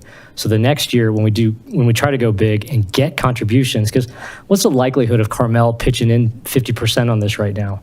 Low to no. Sports stable, maybe. Right. So if we started saying, let's do all these private spaces and they don't come through, then we've set ourselves up for an utter failure. So let's focus on the spaces that we own. These are all town-owned spaces, and and hats off to staff for pulling this out, because the conversation at CAPS is like, well, CAPS was told to go do this by the board. It's not in the budget, but they were told to go do this. So staff has found a way to pay for this. This was not an ask for caps. Like, this is 100% of their acquisition budget for art. This was an ask from the board. And the board said, we'd love to do a mural fest. And staff came back with a couple of options. And there's a whole bunch of private space. And it's like, okay, that's not going to work either. So I think this is the middle road. And so that for 2027, this is go big and capitalize on the success of this year. No, that's a good point, Neil. And I'm not arguing what we're trying to do here, but if we're going to do it, underneath the bridge makes perfect sense to me, right? We can do that on both sides, and the breezeway, because those are large murals, are going to be appreciated and seen, but the benches are going to almost be an afterthought. It's almost like the utility boxes that we start putting skins on now. Nobody pays attention to those. Nobody notices those. And we're squeezing. I think it's your own opinion. Well, yeah, it is my own opinion, but, and I don't want to squeeze other projects. I don't want arts and history to be squeezed out of $10,000. I don't want to be losing markets. I don't want to be losing things. And they're not going to tell us, oh yeah, it's hard. They're going to always tell us they can get it done, and it's going to get harder and harder. And the residents are going to be wondering why everything's getting skimped on. I love art. I'm an architect. I love it. I love to see buildings when they're done properly. I love to see buildings when they've got some sort of art incorporated into it, when it's done well. But I don't want to see it when it's just done piecemeal because, well, we figure we have to get it done, and we're just going to put it on these tiny little things. Like I told you, look, I'm going to be the odd man out on this one. I get that. I expect that. I'm kind of the odd man out on quite a few things. But if it's going to be art, I want it to have some sense of grandeur to it and not just where we're putting it. As the CAPS member here representing, as I recall, in our council dinner last year, the biggest ask from the board, and I guess that had come through town, was murals. This was our answer of how to get art up and out on walls in public spaces. We've done 2 tunnels. Both of those look fabulous. Yeah, they look fantastic. Thank you for those. They were extremely expensive for what we have. And so I think a lot of people have come to the conclusion, like, we love our tunnels, but they're in tunnels. Like, we would love to see them from where we're walking around, where we're having community events. And so I guess sort of our thought was, let's just get what we can out and make it colorful. And I'm not gonna lie, part of this is anticipation of Sundance coming in. How can we make Superior look creative and colorful and inviting with the small kind of budget that we do have? Because we don't have a ton, but can we do something to make it, a place that people do want to congregate and bring their families and shop the downtown? I personally thought the benches were a really cool idea. I'd love to see more kids hanging out in downtown Superior, getting frozen yogurt and boba and splashing in the fountain and, having kids myself. I just feel like those little pieces of art here and there, they're picture opportunities. They're places for kids to climb. They're integrated into places we want people to be. Whereas, sometimes big walls, which are super expensive, they're not as approachable and able to be interacted with as pieces of, a public bathroom. I know it sounds silly, but like, we use them. Kids are down there. That's where the community is. And the underpass, it's great, it's huge, but again, that's kind of far away from the public congregation areas. So while it's a huge, beautiful blank canvas under the underpasses, that's actually one of my least favorite places, simply because it's not a congregation area. We were really trying to focus on, where does Superior community want to be? And we want them in front of the amphitheater. We want them in front of those stores and in front of the water fountain. So that's kind of my pitch on where we came to these smaller chunks. Up to you guys, but that's where we were. Leslie, Michaela, I appreciate all the work, and for CAPS, I appreciate all the work that's gone into this. And, when we had this our work session last fall and trying to take very vague direction from the council at the time and bring forward this concept, I think is admirable. The concerns that I have is, are we, I think Michaela said, robbing Peter to pay Paul? We are just starting to activate downtown residents in downtown are just starting to get really excited about grand openings of different parks and the events. And I just want to make sure that we are not reducing the opportunity to have the events that we've planned out for downtown at the expense of something else. And so my question is, what would this look like if we went with CAPS's top two recommendations, the concrete space underneath the stage and the 8 seating areas in downtown? I understand the large murals are a lot more expensive, but would that what would that do to the cost, and would we then be able to keep some of the other events that you'd already planned for 2026 at full funding? We haven't exactly sliced and diced this per location. However, the Streetwise representative, Leah Brenner, she might be able to provide some feedback on that. Part of it is it makes for a much smaller event overall and maybe less impact, but from a financial expenditure position, it would be quite a bit less. Well, Leslie, maybe I might have misheard, but I heard you say that the event would be October 4th, and that the $10,000 that's already earmarked for summer markets, that wouldn't be taking money away from the summer markets. It would just be using money that we already have for the summer markets. So if this is a standalone event, how is that complementary to the summer markets? You're correct in your evaluation of that 10,000. It's money that's going to be shared by those two events because they will happen concurrently, and hopefully that will provide some, generate a larger interest in both. I don't know if that answered your entire question. Does the money that we budget for the summer markets get fully spent? Yes. So we purposely decided to join the Mural Festival with the last Fall Fest. Okay. In order to All right. make the money go further in Okay, terms so of event that, sorry, logistics. Yeah. it's my head cold, but I just wanted to confirm that the two events are going to be combined into one. So we're going to have a summer market and mural event on October 4th of 2026. Yes, essentially, we're bringing back Fall Fest with the Mural Festival component added in. Great. Thank you for that clarification. First, I want to thank you guys for all the creative logistics to try to make the budget work. I'm kind of with Neil. If we want to make this bigger next year, it has to be a proven concept, and having 1 or 2 small pieces is not going to do that. People aren't going to sign on for something that, wasn't all that impressive the year before. If you look at spaces like around Rhino, what makes it impressive, it is giant walls that are covered, which are quite expensive, but it's also the little thoughtful details. There's street artists like, Jean, who has those little street workers, and he incorporates them into whatever the environment is. And they're very small little pieces, but those are some that are the most charming that you see. So I think, having them in tunnels and those breezeways is really good. It creates a sense of safety and a sense of place, which we are trying to do, not even just ahead of Sundance, but we're trying to do in general for downtown, because it is beautiful down there, but it's very generic and bland, and you're not activating the space if it's just a bunch of brick and boring facades. So I think bringing in color wherever you can sprinkle color in, and I love the benches. I was very excited about that. The front of the stage I thought was great.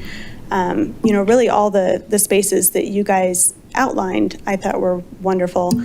For me, I love that you're combining it with the last of the summer markets. I think that's brilliant to help save money. Trying to save money in other places, like some of the grand openings. I'm all for grand openings because I love any excuse to celebrate. So just making sure that we do have enough money to accomplish those. But in addition to it being a festival, it's something that's long lasting, and I think it really helps not only activate the businesses in downtown, but also if I were living in downtown, I would appreciate, a more colorful, vibrant, beautiful place to live. So it's not just money that we're spending to have one more event, but it's an event that has long-lasting benefits for the community even after the event ends. So I'm more a proponent of, if we can scale back by still making those grand openings exciting, because I want those, I know our residents have waited for it, so I want to really celebrate.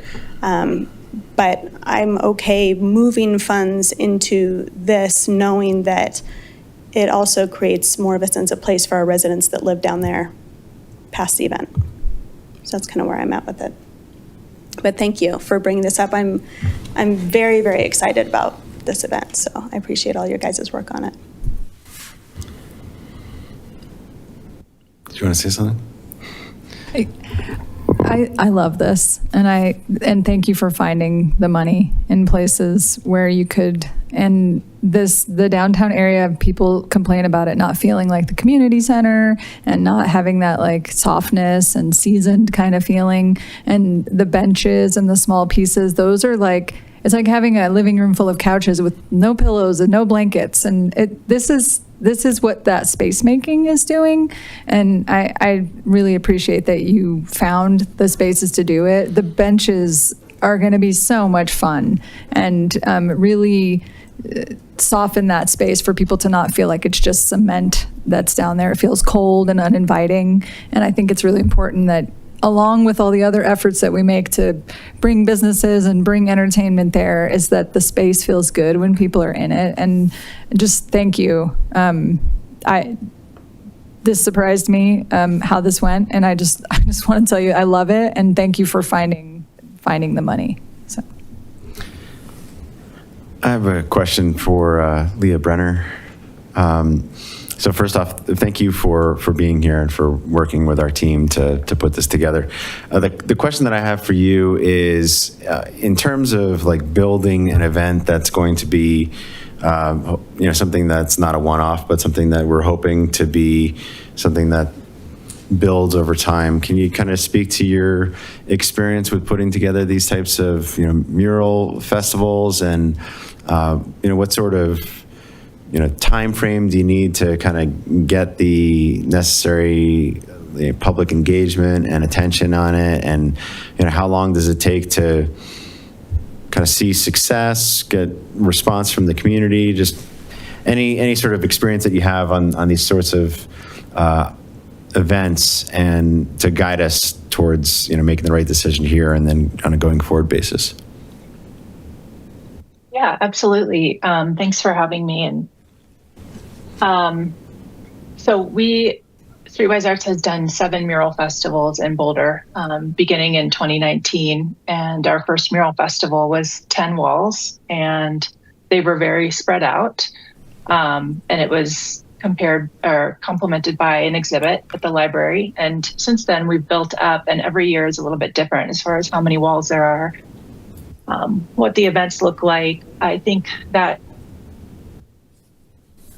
each event is unique, and we kind of approach it that way and respond to the community that it lives in. So we talk about place keeping rather than place making. And so I think that's part of the concept here, is that, it really does take a full year of planning to put a mural festival together, from starting this concept and fundraising to starting the promotion of the festival. We're lucky that we've done this now for 7 years, so we have built up a following and a reputation for what we do in the artist community and in the broader community.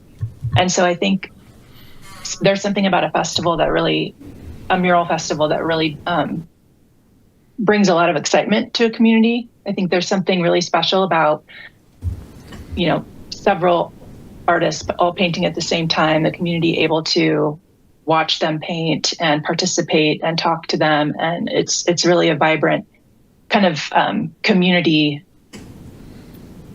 unifying thing. So, I think we have a marketing plan. We start putting press releases out. We do, and we would work with your marketing team on that. I think there's still a lot of, details to be figured out as far as what that looks like exactly. But I can tell you that people look forward to the Mural Festival every year. If we, work with you guys on this, this will be our only mural festival of the year. We really want to make it focused and put all of our efforts into making it the best that it can be. And so I think we come with a lot of experience and a lot of exciting, innovative ideas of ways that the festival can be unique in each year. So I think I look forward to developing that more with CAPS and with staff and the community itself. Thank you for that answer.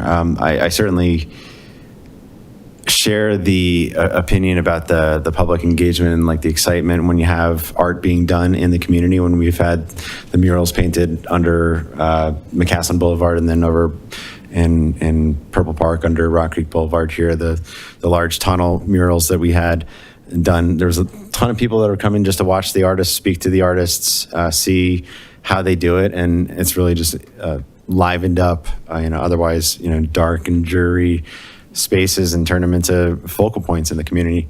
One additional question, just in terms about the 7 festivals that you've done. Obviously, Boulder's a much bigger city than town of Superior. Can you speak about kind of like the ranges that you've had to deal with in terms of budgets for those festivals, just to kind of give us a understanding of what sort of, investment we need to make to kind of make these festivals work? Yeah. So, it really does a lot of times come down to just the walls that you have. And we try to be really equitable with the stipends that we provide the artists. So, if you've got 10 medium walls, that's a certain range. Or if you have 20 or 30 medium to large walls, that's much more expensive. There's direct costs that are associated with size. We want to be consistent where we're at now with how we run our festivals. In the beginning, we didn't have as much structure and consistency as far as what artists were being paid. They were always paid. However, I think it really is important to have that consistency, both for the artists, but also for planning. So, the first year, I think our budget was maybe around $25,000 for 10 walls. We've had festivals with 30 walls. That was closer to $100,000. That was in 2020. And so it really just does depend on the walls that are available to us, what size they are, what kinds of additional support is needed. If they're tall walls, we need expensive lift equipment, we need traffic closures, we need, certain things. So it really can just vary a lot. And it really has to do with where the walls are, how big they are, and what kind of additional support they may need. So it is scalable. That is one thing. You add walls, it's going to be more. You take some away, it's going to be less. I think that the walls that CAPS and staff have come to this point, we've like it has been mentioned, there's been a lot of back and forth about the possibilities, different walls. You do have some really great walls available, I will say, and they're concentrated in the downtown area, which is amazing. A lot of times we've had walls scattered quite a distance around Boulder, and people still were excited and would go see them. But this is a really beautiful location for you. You have a lot of options. And I think the walls that were selected in this grouping that was shown tonight is wonderful in that it is scaled, right? You have these small intimate moment walls and you have these larger impact walls. And I think together that really makes what is going to be a successful first festival that will make impact, that will be engaging, and something to build upon. Because that is another thing that once this first festival happens, the community, especially the business community, will see the impact and what how it brings people to the businesses, how it just impacts the overall town, and they'll want to be a part of it. They will. And you get more stakeholders and more support from the private and business community going forward. So I do think it's a nice mix of walls that were selected and budget range for this first year, and it's something that can be built on. Thank you for that answer. Appreciate it. Any additional questions from council for staff? Thank you. This is Mike. Oh, sorry, go ahead. No, go, Mike. Just a couple of questions. Since we are combining events, how will we have any, visitor data on who's there for the mural event and specifically visiting the mural for or are they just coming to the Fall Fest and they just happen to be walking by and sitting on the bench because there's a band on the stage and the mural is there? Any way to differentiate like who's specifically coming to the Mural Fest so we can get some data around attendance and things like that? Yes, absolutely. It is hard sometimes to capture that data, especially when you're looking at public art installations. But I think what we typically try to do is take visitor counts and collect feedback of folks that come into the Civic Center space, which would be basically the headquarters where there'll be exhibit space and that workshop with the youth there. Getting people to sign in, giving us feedback in person, but also what we have done in the past that I think works well is incentivize folks to RSVP through like an Eventbrite or something like that for a chance to win a prize. So then we can capture their attendance data and also follow up with some survey data after the fact. So those are ways that we have explored in the past. Okay, I appreciate that. Thank you. And based on your past experience with the events that you've run, do you have a ballpark estimate of the cost of, let's say, the amphitheater wall and the 8 park benches? I heard a comment earlier that the larger walls are significantly more expensive. And again, I'm just really concerned about taking money away from other events and some, we're trying to at least I'm trying to thread a needle here of not taking money away from budding events elsewhere and also trying to find ways to make this successful.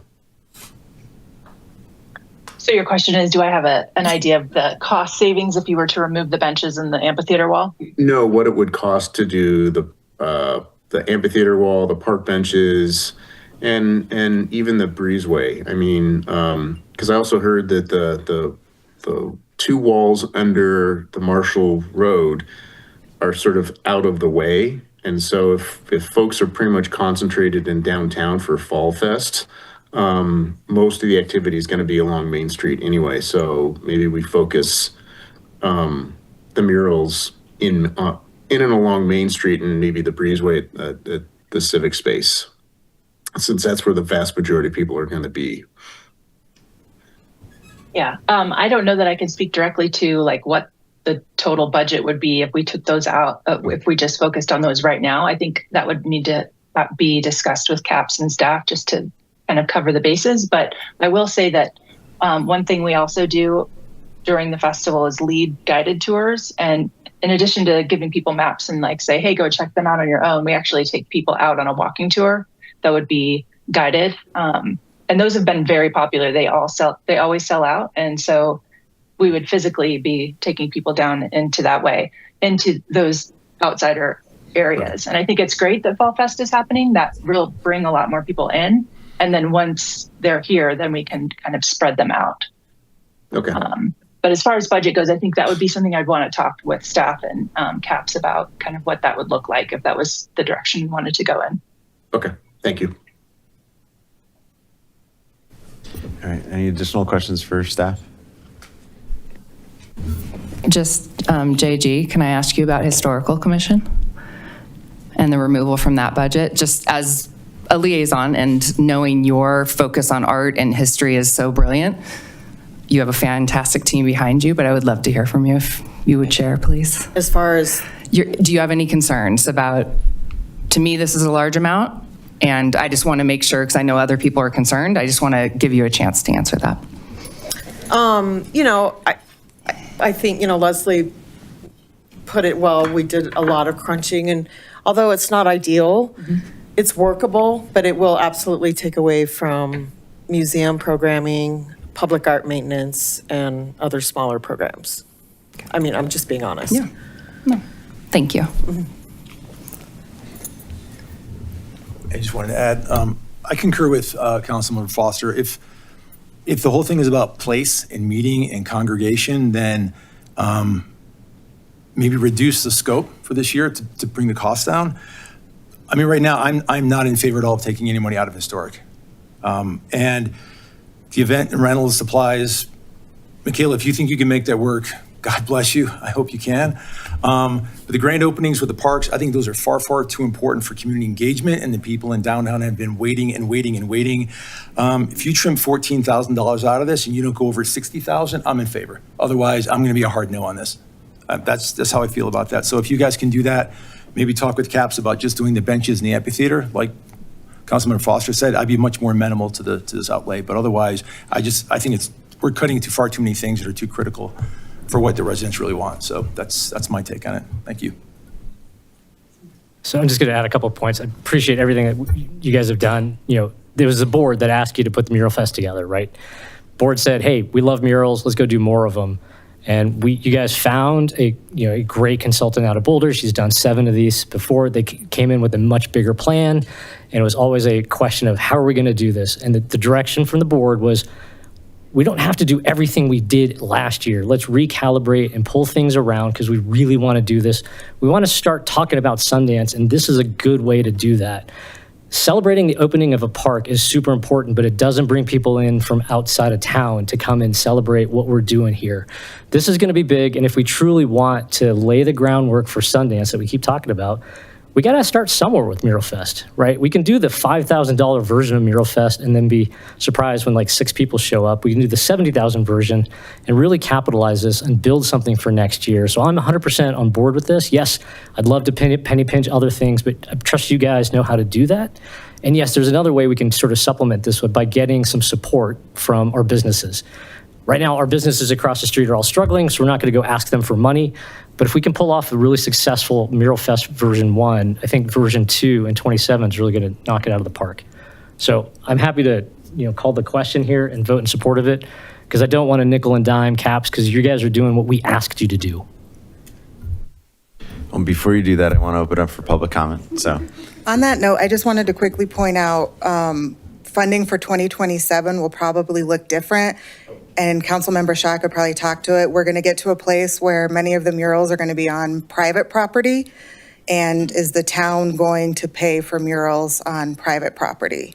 So then we will be in a situation of trying to get sponsorships or fundraising, which is a very, very different situation than we are in now. thank you for that clarification. Let's open it up for public comment. Anybody here in the public like to give comment on the proposed Mural Fest? Daryl? Daryl McCool, Superior resident. I didn't hear the whole conversation, but I will say that art brings people to town.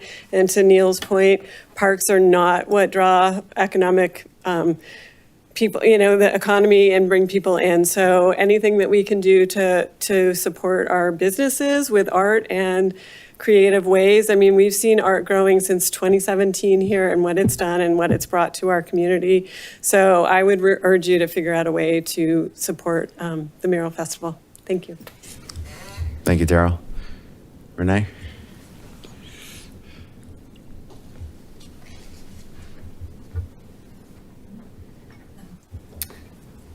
I love this event. I love this idea. Those are the things that make Superior so special. I will always stand up and make sure this doesn't go on the cost of our businesses. Our small businesses downtown cannot support all of these events. I love them, but let's be really creative how we ask and how we come together holistically to fund these things and not always assume we can just put it on the backs of businesses. Thanks. Thanks for your comments. Anybody else like to give public comment? Anybody on Zoom like to give public comment? All right, seeing none, I'll just turn it back to a couple comments. I'm 100% on board with this. Thank you, CAPS. Thank you to staff for hearing the direction from council, and then, we threw an audible in the budget and in the plan, but you executed on it. So I'm really excited to work with Leah. Fully support this. This new event, and I think it's going to be wonderful. I've been doing this for almost 10 years now, and the one thing that I've never heard from any resident ever is you guys are spending too much money on art.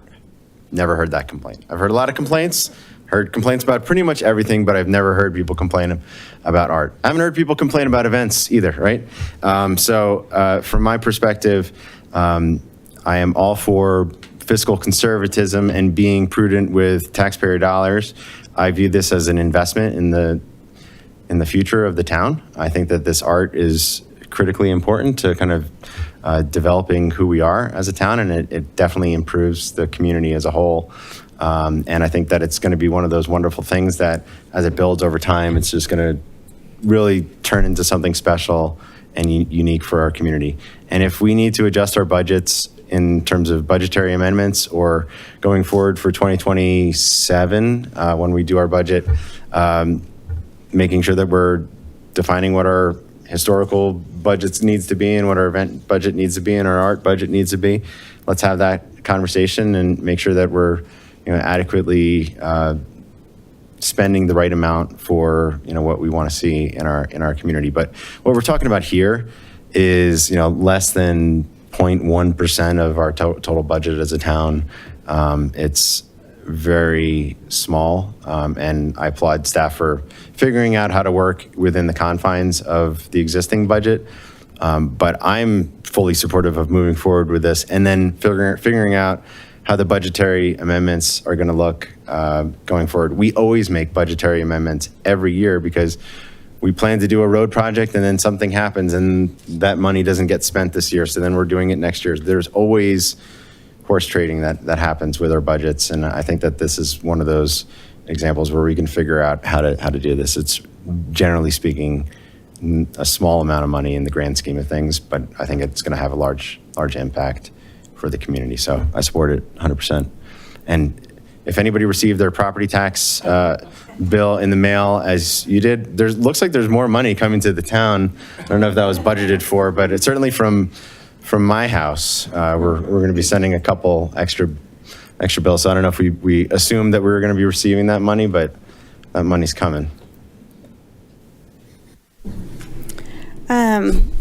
I'm in 100% support of this. Like I said, I really appreciate the financial gymnastics you guys did to find the money for this, because I'm sure it took a little finagling. So really, really appreciate you taking a hard look at that. Like I mentioned before, I'm all for celebrations, and I think the parks are wonderful, so I want to make sure that we are definitely giving them the attention that they deserve. But anything we can do to create a sense of place downtown, to drive more people to go there, especially from outside Superior, and to make our downtown more welcoming for the residents that live there, I don't see a downside to that. And to Mark's point, it's an investment. So beyond just the event itself, I want to invest in making Superior even that much more special and giving people a reason to come check us out. So very much in favor of it, and thank you for all your hard work on it.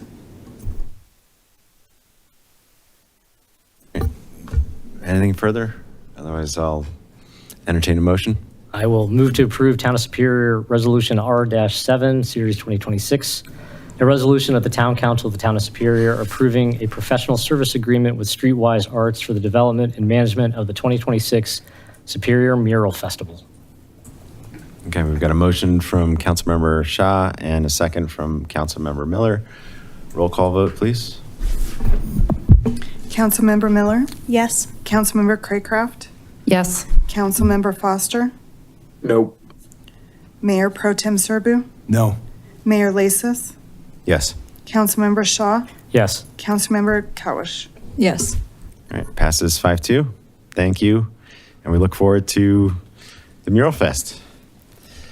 Okay, we are moving right along, and we are now on to item 5, which is our public hearing section of the evening. And first up, we've got item 5A, which is consideration of an ordinance approving the 2025 Wildfire Resiliency Code. Hi there, Allison James, Disaster Let's do this one. We'll Preparedness take a break and next. Recovery Manager. Welcome, Allison. Do we have proof of publication? All right, I'll gavel in the public hearing. Sorry about that. Allison Allison's James, ready. Disaster Preparedness and Recovery Manager, here this evening for our consideration of the ordinance of a new article to add to the Superior Municipal Code as reference regarding the 2025 Colorado Resiliency Code. We first brought this item before the board in July last summer, and were given direction to meet the minimum requirements for this code. We brought it back before the board in February. And now we're here again for our public hearing. So thinking about adopting it by reference with the minimum requirements, and staff recommends to do so as written. Thank you, Allison. Is that it for your presentation? That's Okay. it for my presentation. Fantastic. It's our third time, unless, Yeah, no changes were made from our no changes. previous presentation. So one of the, we had this conversation actually at the Metro Mayor's Caucus meeting this past week. One of the attendees was a representative from the Colorado Home Builders Association, and started a conversation about what other communities are doing in response to this, because this is all being considered as a result of legislation that was passed down in Denver at the State House. And now the state promulgated those WUI maps that, in some communities kind of adequately reflect what the wildfire risk is, but in a lot of communities they don't. I think in Superior, we're looking at the maps, and one of the concerns that was raised is just how it was drawn. Part of Sagamore is in this WUI map, part of Sagamore is not. You've got neighborhoods that are bisected, and you're going to have a disproportionate impact for the homeowner that's living across the street who's not in the WUI, and then the homeowner who is impacted. And the concerns that, at least from the home builders, like the additional amount of cost that this is going to add to every new house that's being built, and then additional costs that are going to be added to people who have already built their house that need to get in line with the requirements under the code. So, there wasn't necessarily, clear consensus for what these communities are doing. Some communities are just kind of refusing to adopt it altogether, and they're going to kind of wait and see what happens. Others were talking about that there is at least some pending legislation, or some proposed legislation to potentially amend this. So some communities are thinking maybe we wait and see to see if there's some sort of amendment to deal with, a more appropriate WUI. So I'm not necessarily in favor of not adopting it, but I'm just posing the question of, is this something that we necessarily, I know that there's a deadline set forth in April under the statute, April 1, to adopt these, but there's no necessary penalty for not doing so, at least expressly in this statute. There's no statutory penalty in this section about not adopting this or not. So I guess just the overarching question that I have is there a rush that we need to necessarily do this? Is it the right call to make at this point in time? Do we want to wait and see? Do we want to drag our feet on this? Because by adopting it, we are then, for at least the homes that are falling within the WUI maps, imposing costs and obligations on those homeowners. Without necessarily, in my opinion, making the entire community safer. So, good evening, Mayor and council members. Renee Stavros, Planning and Building Director. The code as it's written and as we're proposing to adopt it doesn't make anyone do anything immediately per se. Rather, if you need to replace your roof and you are replacing more than a certain percentage or amount of square feet, then you would have to come into compliance. Same thing with exterior, facade materials and things like that. There are certain landscaping requirements, but our plan for that is to work on those over time as residents are redoing their landscaping or reaching out and asking us what do I need to do or how can I do this? So from the staff's perspective, it feels a little bit less like you all need to do this right now, and more like we can adopt this code, be compliant, make sure that we're still eligible for funding for grants that we are either planning to apply to or potentially might apply to soon within the next year or two, while they work through some of the obvious difficulties with using the code the way, and the map the way that it was adopted. I know a lot of communities have done their own maps in order to make it more palatable and more realistic for their communities. So we can look and consider how we might change our map to more accurately depict what we think makes sense. But for now, we are just doing the minimum required in order to stay compliant. And So I appreciate that, and I understand kind of like what our previous discussions have been about with respect to homes that have already been built and rebuilt. We're about 80% rebuilt and permitted. There's another 20% of homes that were lost in the fire that have not been rebuilt and haven't pulled the permit yet, approximately. So for them, I mean, the number that was thrown around by the Home Builders Association, just one data point, was that they're anticipating that the requirements contained in the state statute are going to add somewhere between 10 to 20% additional on the cost to build a house. So I don't know if that's accurate or not, but that's the number that they were throwing around. So by adopting this, we are, for the people who are trying to get back home who haven't yet pulled the permit, we're making it more expensive for those folks. Now, arguably, they're making their homes more hardened and resistant, but these are homes that are going to be located next door and coexisting with homes that were already rebuilt. So, you know, and we've had this conversation that kind of the whole point of WUI hardening when you have like a densely populated area is kind of offset when it's either like all or none, right? Like you need to have like the entire community built in a manner that is like fire-wise for it to be effective. And hopefully over time, we will be more more hardened, because, you know, obviously homes that were just rebuilt aren't going to have to replace anything for a while. But when they do have to replace something, they would arguably have to become more, they'll have to become more hardened, fire safe, fire-wise, than they did in their rebuilds. I'm not sure how many homes are left to rebuild in the WUI. That's an interesting, like, statistic. Yeah, I don't know the number, but Yeah, it's not a ton, but there's still some, so.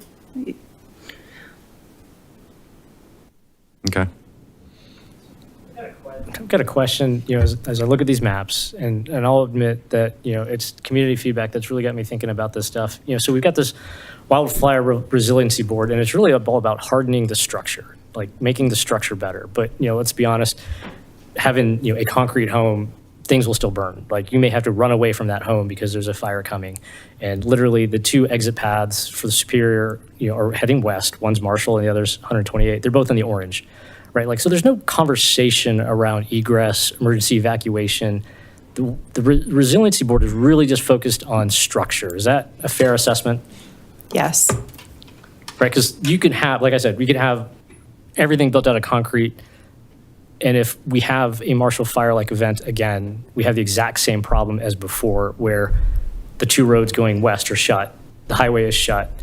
If you have high density, I mean, this is the conversation. If we adopt these codes and we have high density, no car type housing at the BRT, what is the plan? Well, interesting that you asked that question. Currently, we're underway with our wildland urban interface conflagration, community conflagration operations response plan with our first responders, Office of Disaster Management, Mountain View Fire, Sheriff's Office, Wildland Division, and regular sheriff's office. And that plan is in order to create that operational response. It includes our evacuations, every parking spot that we have in our businesses, our residents, our numbers of cars per household. It includes our public utility infrastructure as far as our valves and water systems, and where the fire department can sectionalize neighborhoods that are being attacked by fire, and how fire responders can fall back. So it's a whole system, and that's part of the reason that we're doing this plan, is to capture that area that is not captured in this resiliency code. And it's with our staff and our responders that we work with all the time, so that they know this operational plan in case something happens again. And one key point of this plan are these fire resiliency type zones, especially in our open spaces that we're trying to identify to match up with our higher risk areas where the wildlands meet our urban environment. So we have that plan underway, and hopefully it'll be done in the next few months. And operationally, that's what we're looking at to make sure that we can perform these evacuations and defending against this happening again for our community, not relying specifically on this resiliency code. All right, no, I appreciate that, because there's an overlap with the comp plan that we're going to talk about next in terms of some of these parcels and where they're at on the map, and density and egress and all these things. And it's not clear to me that there's like an overarching sort of view of this. Like, we're looking at these piecemeal, like there's this, yes, then there's the comp plan, which talks about that super long acronym you just said that already escaped my head, but it's in there, right? It's referenced in the memo. Like, yes, all these things are happening, and I'm not personally seeing how it's connected or how we're thinking about them in the aggregate. And maybe there is a master plan, and maybe it's just not coming clear to me. But as we think about development, how are we integrating these different pieces depending on where we're at on the continuum of adopting these? So it takes a lot of staff to process all of the plans and proposed developments. So when we're looking at the reason that the comprehensive plan talks about Allison's plans and all the other plans is so that there's a central location where you can go to and see what's out there, and then you can go to those plans and see what specifically they say about a particular area or a question that you have, some actionable item. So when we receive a development application, we reach out to all of our departments within the town, as well as neighboring jurisdictions. We have lots of referrals that we send out for development things, as well as all of our plans. So like Allison said, she's working with all of the emergency folks on her plans. We reach out to Allison when we have something, so that because she's the subject matter expert from the town, and she talks to the subject matter experts on her side to determine what's feasible or not when it comes to a very specific development application, if we have one. All right, I think that helps. It's just like, I went back to look at the transportation plan that we just adopted. The word evacuation's in there once. It's like an 80-page document, and it sort of says, we're working on this, right, over there. And that's where I fear, as developers sort of move forward and we're not thinking about these things, that some of this stuff's moving faster than we're ready to talk about it. So that's a comment. I appreciate, thank you. All right, additional questions for staff? Yeah, just a really quick question. And Neil, this kind of piggybacks on what you said. There is no ideal place, right? Of the 4 properties we have that can be developed, they're not inside these zones. Maybe one of them is. No, I'm talking about 15. I'm talking about Resolute. we had a wildfire alert just last week in Jefferson County. Candelas was on an evacuation alert.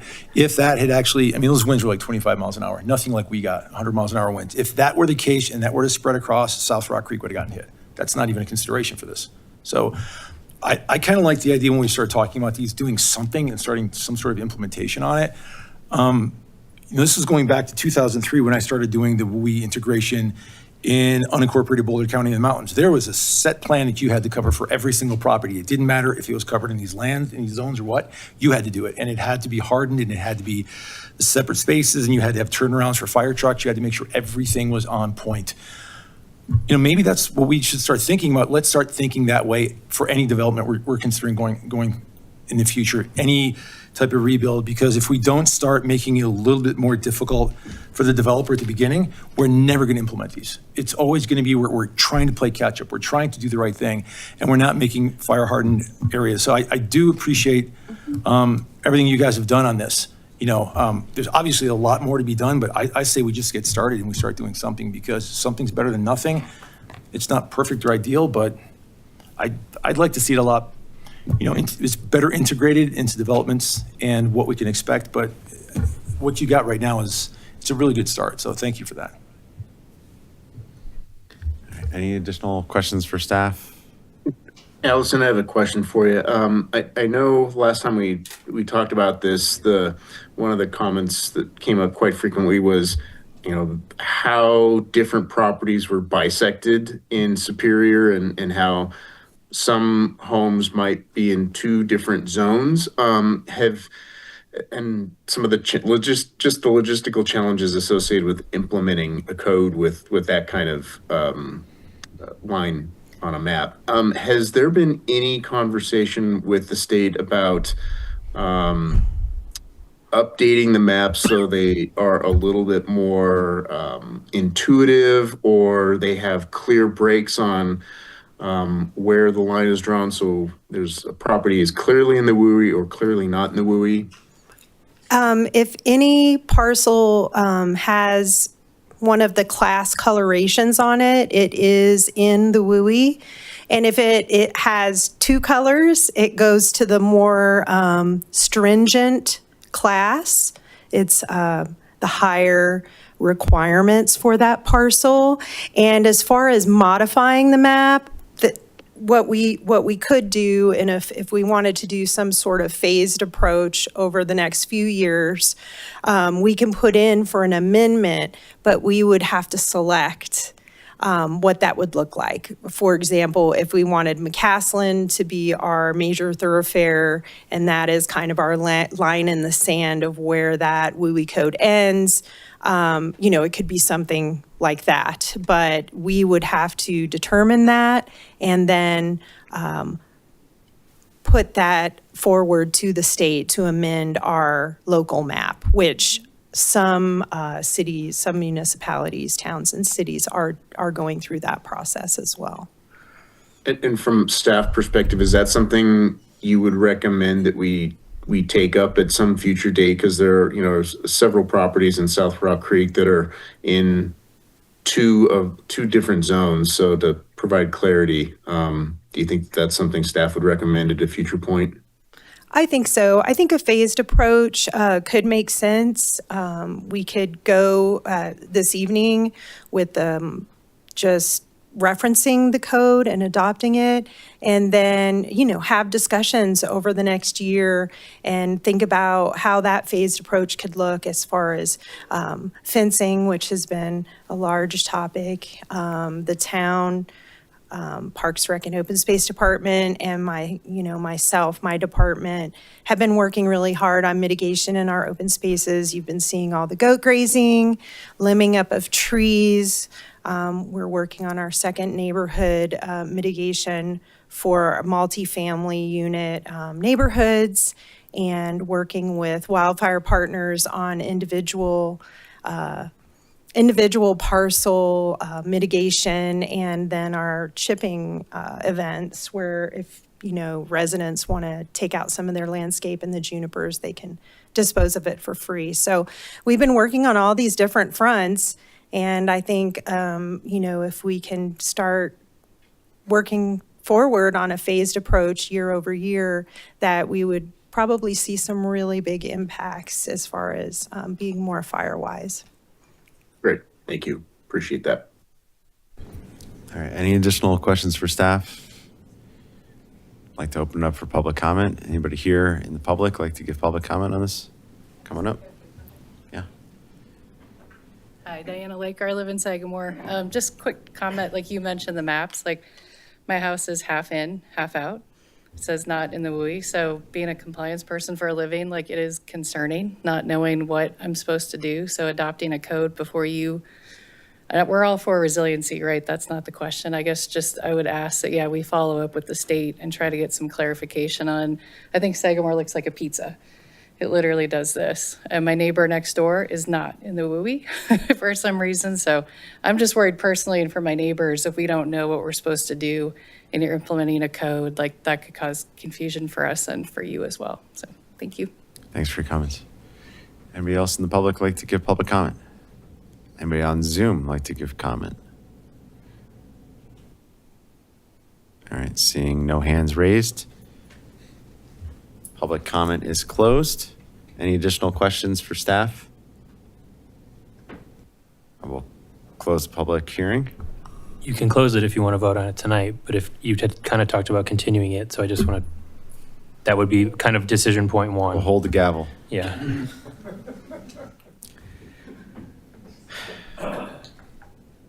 Thoughts?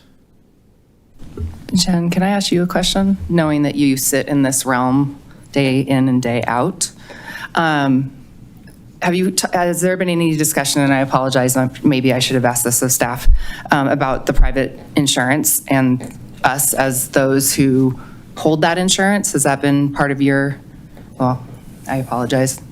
I bet Allison and I could collectively answer this. I know, like, anecdotally, that's just a major concern, and that legislators are working to try to come up with things like, what are they calling it, a CSA? That's like a savings account that's tax deductible and that you can get, to pay for upgrading and doing mitigation and things like this. And I've been on calls where a consultant is working with insurance, basically insurance lobbyists, which many of the people on the call are like, that is unhelpful for us to tailor policy that is agreeable by the insurance companies. And so it's not really getting anywhere. But there is a plan to do some sort of like tiered. They're trying to define, okay, if there's, sorry, this microphone always falls down. If there's a list of 10 things you can do to your house, and this thing means this much off of your insurance, and this thing means that much off your insurance. And so they're trying to develop that. It's just the insurance companies aren't thrilled about it because it creates a lot of transparency for them. And so a lot like this, there are simultaneous things happening to try to respond to it financially and create grants so that people can mitigate. But a lot of the questions I have is, who are these grants for? How do they administer them? Is it an ongoing fund? Does it end? Or is it limited to a certain amount? Is it going to be people who need it financially or qualify? Like, what are the terms? And none of those things are figured out, even though they're all figure-outable, though. So I'm sure Allison will have better, more specific answers than that. I think figure-outable is appropriate. It is really complicated. The Division of Insurance has said that it would not impact, but we don't know what's going to really happen. Nick, do you want to address that? We don't know exactly what will happen. And so, there's a lot of unknown pieces to this. My concern that Renee alluded to as well is we do get a lot of state grant funding. And so depending on how that landscape looks, not complying could end up, making us lose some of that funding, and we have a lot of that funding. The other thing I'd like to note is out west, Wildfire Partners does do their mitigation certifications. And, you know, it may be an interesting thing to explore doing that on the eastern side of the county. I do know I have many friends up in Sunshine and Jamestown that have gone through those mitigation processes, and it has lowered their insurance. So that's just a anecdotal thing that we've seen in the western area of the county that has worked. Will it work in the eastern county? Perhaps, but there's a lot of unknowns, like Jen said. I would like to add, because I really like to not be nice to insurance companies, they trend on the side of whatever's profitable for them. And so none of us should be expecting that they're going to come up with some plan that is like a financial win for residents. Like it's good. They're going to be leaning towards having it fall back on the municipality, the county, the state for these grants. And with the state at the budget deficit that they're at, and then the federal government that's like, I don't believe in FEMA anymore. It's on us to figure this out. And just thinking forward to, you know, the bill for the transparency for how does the insurance agency rank the mitigation that has been performed in reduction for those premiums? And so that's kind of going on as well, so. I have a question just about the maps. So these maps are incorporated by reference into the statute, right? And I imagine that they are subject to change, right? So we're not dealing with a static map. We're dealing with a map right now that we're looking at and saying that this doesn't necessarily make sense, but the wildlife or the WUI board could amend these maps later this year, 2 years from now, and you know all of the requirements of the act would apply just to now the properties that are contained within the WUI as, which you know I guess makes sense, right? Like to the extent that you know if the climate is changing and then all of a sudden areas of the state that you know previously weren't you know in jeopardy of wildfires now are in jeopardy of wildfires. It makes sense that the maps maybe should change. So I don't necessarily think that that's you know in and of itself you know objectionable. I guess my hang up right now is just I don't particularly like the draft map, the map as published right now because it doesn't I think like adequately like reflect the threat to our community. And I think that that's the hang up that other communities have as well. But all that said, you know, I certainly don't want to do anything that's going to jeopardize, you know, state funds, you know, grants going forward. So I wanted to at least raise the prospect of maybe not moving forward to see if that was, you know, the right path. But I'm comfortable moving forward with adoption tonight, notwithstanding the maps that were created by the state aren't perfect. How long can a public hearing stay open? Can keep continuing it as long as you continue to have more things to wait on information and discuss upon thereon. Yeah. So you could continue to, I think the legislative session ends in May, unless they have a special session. So you could continue it to June if you wanted to. I mean, that far out's fine. Well, you will be out of compliance technically for a couple months. Correct. Yeah. They don't consider an ongoing public hearing as, they don't care. They're just like, this is the deadline and. I think that would be a fascinating legal question. But I would not rely on that. I would not rely on that. Yeah, because it needs to be adopted by. We either need to adopt our own code or opt into the state code. And so what we're opting into is the state code. I do have one little piece of information, just a side note. This resiliency office has hired a couple of consultants to assist with any problems that municipalities may have with adoption, including mapping. And so I have meetings set up with, they were just hired this week. So of course, everything is moving at the same time, just like what we were talking about, but I do have meetings set up to talk to them about any issues that we have, including maps. Quick question, this might be a Nick question, but with the insurance discussion, it got my wheels turning. So obviously there's a threat to funding if we don't adopt. Is there anything if we don't adopt by the deadline and God forbid something happened where there's a fire and we haven't adopted this? Is there any sort of liability there for the town? I think it's an open question, but I certainly think there could be potential. There is a risk there that it could create that, but it's predicting the unknown a little bit. If you had to deal with an insurance company during the fire, there is going to be a massive pushback on, too bad you should have done this. I dealt with State Farm after my house burnt down, and it was a freaking nightmare. So I would say we put something in place before we get caught with our pants down. I was going to say, you can adopt the code as it's written today, and we can work with everyone to change the maps, and we can have meetings with you all to determine what makes sense and what we want to propose so that we can, I mean, the map that we adopt today doesn't have to be the map that we keep. And, you know, we can wait for them to do it, or we can ask for their help and meet with you all and go through and propose something to them. That is part of the process also. My only concern here is the same thing I voiced at the last meeting is, you know, that giant parcel of land south of us, Rocky Flats. And then on Saturday, the Plainview fire started. And if it tilted a little bit north, it would have just ripped straight across Rocky Flats. And I was out running, and when it started, right, like, oh, that looks really close by. I don't understand how these maps work for federal land. No one has been able to explain that to me other than it's just crosshatched and says federal land.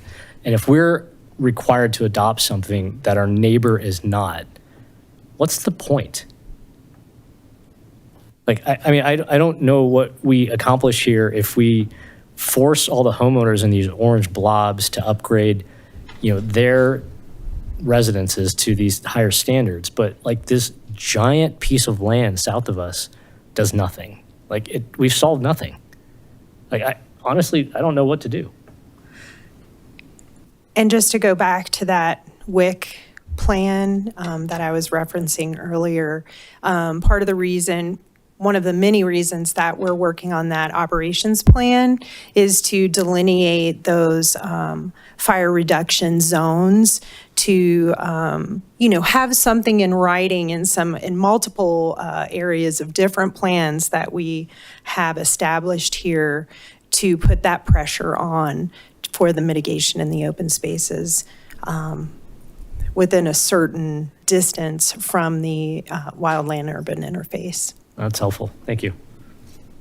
I think the interplay between like the state and feds is always going to be, an issue. I mean, like if you look out in the mountains, there's national parks, we've got wilderness areas, like the wilderness areas, the federal government takes a position like they're not going to fight fires in there, because the fire is like a natural thing that needs to happen in the forest from time to time. So, they're not going to send resources out there to actually put it out. So they're not going to be doing any WUI improvements in wilderness areas, let alone like national parks. So certainly not going to do, I'm not expecting them to do anything over by Rocky Flats. And this is such a common problem. I mean, we'll be one of the first in the nation to do one of these operational plans. So just because we're so entrenched in it from our own disaster, we commiserate with that issue that, everything's scattered, everything's piecemeal. We need one operational plan that delineates some of these zones in these high-risk areas. I think that's the word that keeps coming to my mind is risk. And I respect the maps and your house, front of the house, do you stand in the back of the house because it's more protected? What do you do? I think none of us agree with the maps. I think that's something that, whether it's Allison and her team working on it, well, Renee's talking to us about it, it's simultaneously, everything's going at the same time. I would be most comfortable if we do have this public continue, that we make sure it's done before April 1st. That would be my position, just because of the risk, whether it be the funding. It gives us the ability to amend the maps while we have at least a referenced document. So that's just the direction I would like to see us go. I have a question. You remember when we did the housing assessment and we all were like spinning in circles about everything it said, and really it just needed to be adopted so we could move on and start planning around it? Are we doing that right now? Is that what we're doing? Okay. So I just wanted to clarify, like, there's adopting it and then doing our own work isn't gonna like tie us to something. I think the concern for me in adopting it is that we have to be on top of the communication to the residents, that they don't feel compelled to be reactive to whatever this is while we're still moving cups around. And I realize, like, I think we're doing that thing. And so we can stop doing that thing. But just I want to understand what the consequences are if, we do adopt it. And then I understand what they are if we don't. But if we do and then we go, oh, like there's some things that we can't undo. Are there any things that jump out at you that way? I just think the permitting process, as outlined in the documents that you've seen, depending on what that permit being pulled is for, if that parcel is in that map and identified in one of the two classes, then they would have to adhere to that permitting requirement. Is there a possibility to, specifically for rebuilds that are Marshall Fire rebuilds, like have a different lane for those folks? So, Like one of the properties that hasn't been rebuilt, you mean? That's a good question. I don't know the answer to that. I will say that, like, if you're going to finish if you're replacing your roof, we're not going to look at your siding. Like, we've established that, we can separate those things out, and we don't have to look at the property holistically. We can look at it on a permit basis. So what are you proposing to do with this permit? Does that, apply to you? And if so, it only has to apply to that item. is it possible to talk to the properties that are in the WUI zone that haven't rebuilt yet, to see where they're at on things? Like, is Allison and her staff's done quite a bit of outreach to the properties that were impacted by the disaster. And if, for the majority, if they haven't started, then it's kind of, they don't plan on starting anytime soon. Yeah. I just wondered, some people, if they receive the settlement in December, there may be some things happening that weren't happening before. Yeah. I don't know. One question about the maps and kind of like looking at our choices here.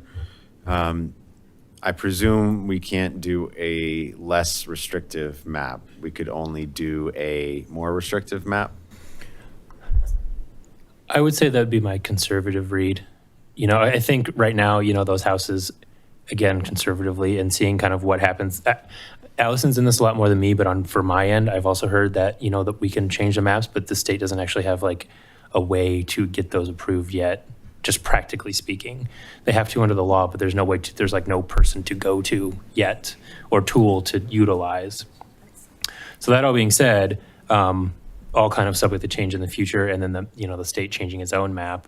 But yeah, I would say conservatively, in terms of mapping, you're not really discussing pulling a house. Let's just take Sagamore. You're not really discussing pulling a house out of Sagamore. You're discussing pulling non-mapped houses in Sagamore into the map, I would think. And hopefully these consultants that they just hired to help with this process will help us down this path a little bit more firmly. Okay. So, question for council, are we ready to take action tonight, or do we want to defer this for some period of time?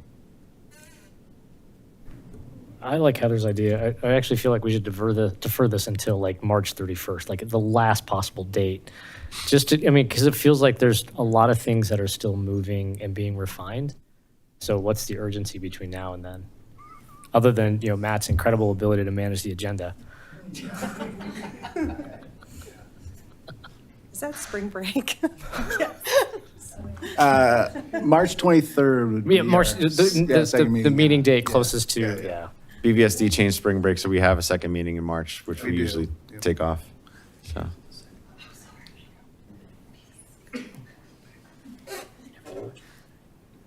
So can we move it to the last meeting in March? March Would that work? 23rd. Yeah, just need a motion to continue to March 23rd, the All public right. hearing. Is everybody in favor of that?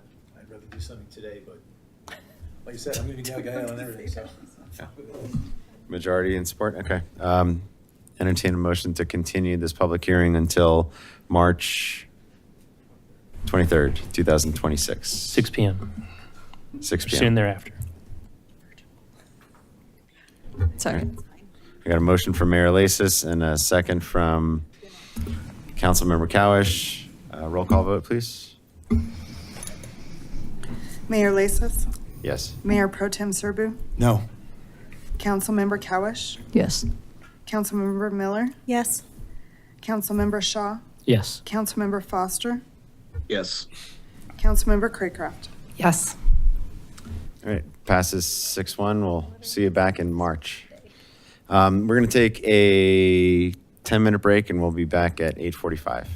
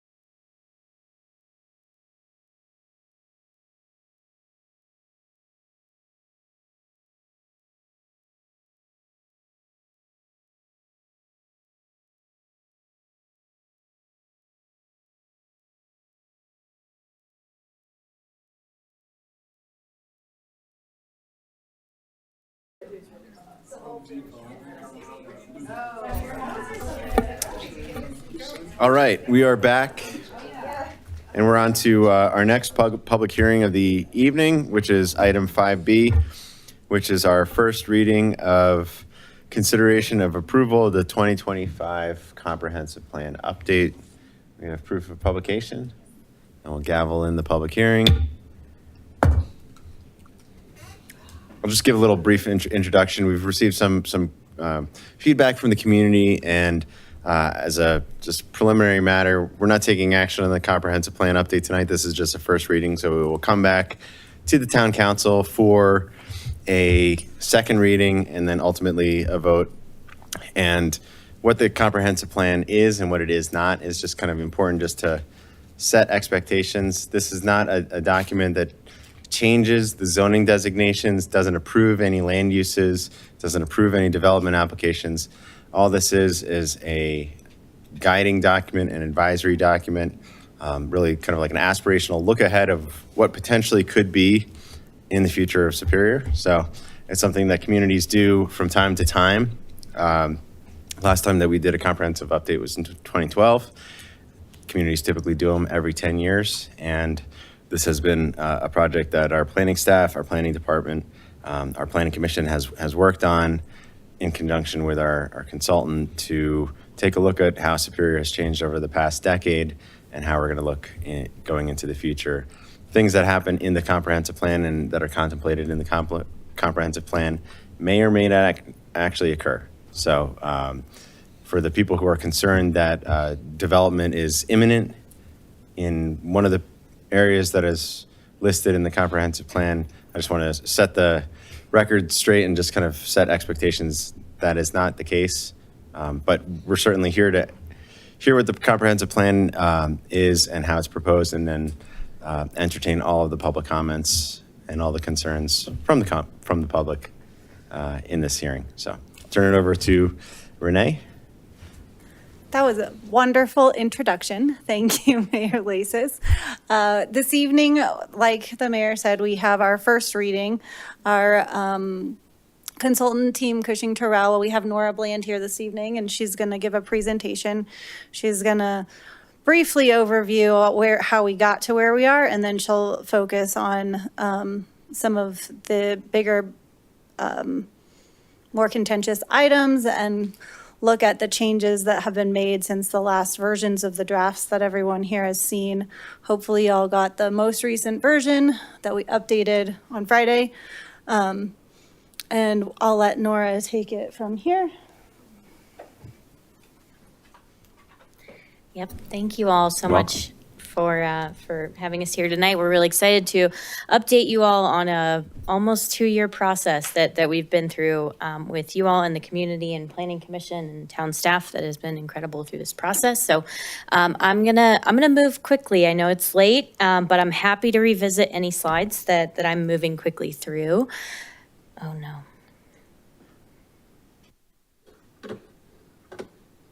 There's a button I'm looking for. It's this one, I think. Yep.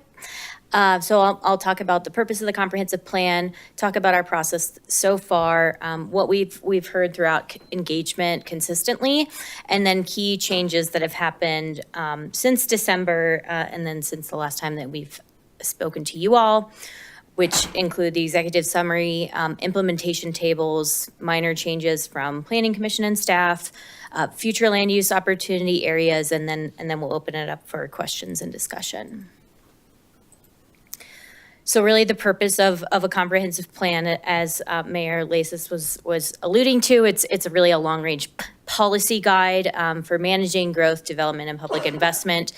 It builds on prior planning efforts, including the 2012 comprehensive plan, but also other more specific plans that you all have created and adopted over the years. But it does respond to changing conditions, community priorities, and then new opportunities and challenges. And then it really informs your decision-making, also the decision-making of other boards and commissions, staff, and then community partners and potential developers. So really, there's some main inputs that goes into this process, including an extensive existing conditions analysis that was done in 2024, including demographics, existing land use, population change, and future projections, and then an economic market study. We looked at best practices from peer communities, existing plans and studies, as I mentioned before, and then extensive community input, which I'll get into in a minute. And then what that has kind of produced through this process is the guidance. So we've got a vision statement, goals, and then strategies, and then really the tools that come out of this process to help staff and you all implement the plan are the future land use plan, which is the future land use map, the categories, and the opportunity area guidance, implementation matrices, or kind of the actions that are included in each chapter, and then future regulatory updates, which will be informed by kind of the goals, strategies, and actions included in each chapter. Our outreach process started in summer of 2024, which feels like forever ago. We had a project website, community survey, which we advertised at Chili Fest, business survey, renter survey. None of this is new. We've talked to you all about this before, but then we did have our speaker series or stakeholder groups, and then committee meetings in the fall and winter of 2024. And then we had a pop-up event to advertise our first open house event, another community survey that just kind of mirrored that open house. We did a rapid survey at Chili Fest of last year, open house again, and another online open house event. And then now here we are in the review and adoption process. So these are just some of the top themes that have evolved throughout the engagement process that we wanted to highlight at the very beginning of the plan and really thinking about the future of Superior. So the love for Superior is rooted in nature, character, and community. Balanced and thoughtful growth is really desired. Transportation and walkability are high priorities. Housing needs more diversity and affordability. Local businesses need support. Arts and culture are really emerging priorities, and then sustainability and inclusivity should really be guiding future planning. So the kind of overarching vision for the whole plan is a community for all, a vibrant, inclusive community where all people are valued, diversity is celebrated, and both residents and businesses are empowered to shape their shared future. And so this acronym of Shape Superior is carried throughout the plan's goals and strategies and highlighted in each chapter. And so the themes here are Superior's distinct town character, healthy and accessible environment, active and connected neighborhoods, prepared and resilient community, and then economic vibrancy. Each of the plan elements addresses several different topics. So we have land use, community, economic development, housing, sustainability, resiliency, parks, recreation, open space, town utilities and infrastructure, and then transportation. And then each of those elements are broken down into these kind of different categories. So we've got goals, which are the highest level. They're really broad statements about that push towards achieving that overarching vision. Policies are derived from goals. They're kind of a guideline for decision-making moving forward. And actions are really actionable steps that can be taken by departments or community partners to implement those goals and policies. Some kind of high-level organizational changes. The executive summary we updated so that it's now just 6 pages. It's the topics addressed are shaping the town's future, the community's plan, which is high-level engagement process, the themes for the future land use plan and map, the opportunity areas, really just kind of underscoring their importance and then linking them where you can click on the opportunity area and it'll bring you to those specific pages, and then the town-wide vision. And then originally we had the implementation plan as its own separate chapter with these tables that highlight the priority timeframe and partners for each action item. And then we have since moved those into each plan element chapter to kind of consolidate things and bring everything into one area. Other updates that we've made from Planning Commission comments were that, again, we linked the opportunity areas in the executive summary. We added home ownership opportunities to the housing chapter. I think starter homes were a really big theme for Planning Commission that we included in this next draft.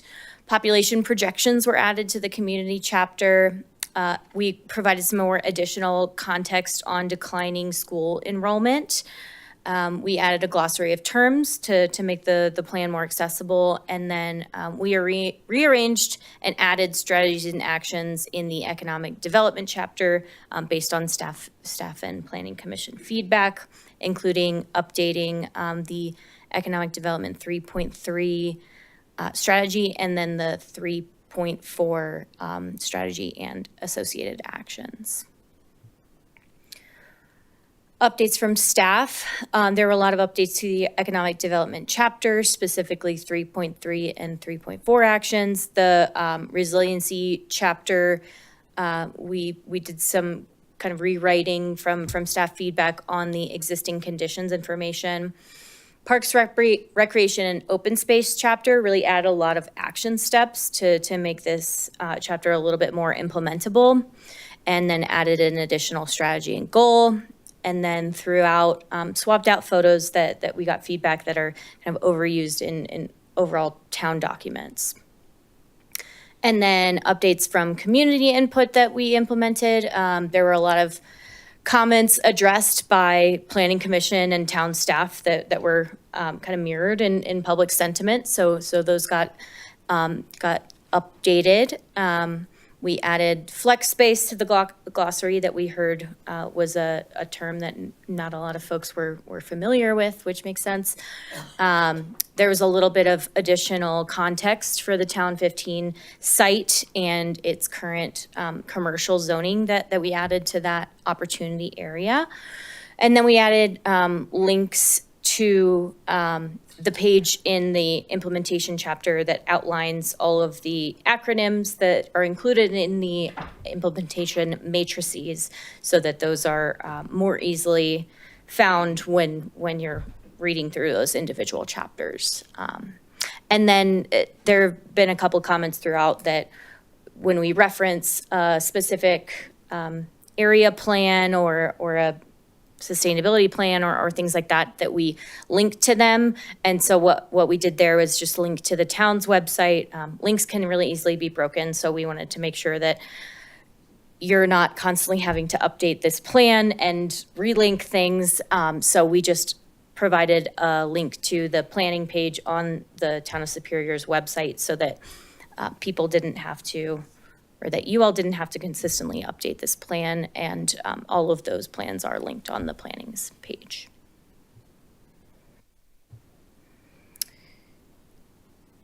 Future land use. So this is a really big and important piece of the plan. What it is, I'll walk through this a little bit, and what it's not. It is a tool to illustrate the community's vision for growth.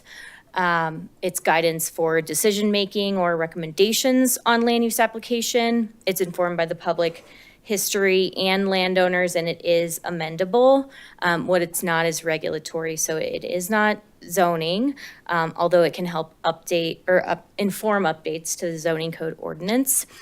It's not a plan for development, and again, it's not new. It's within the 2012 plan, which was a big influence on how we looked at these opportunity areas and future land use moving forward. So these are our future land use categories.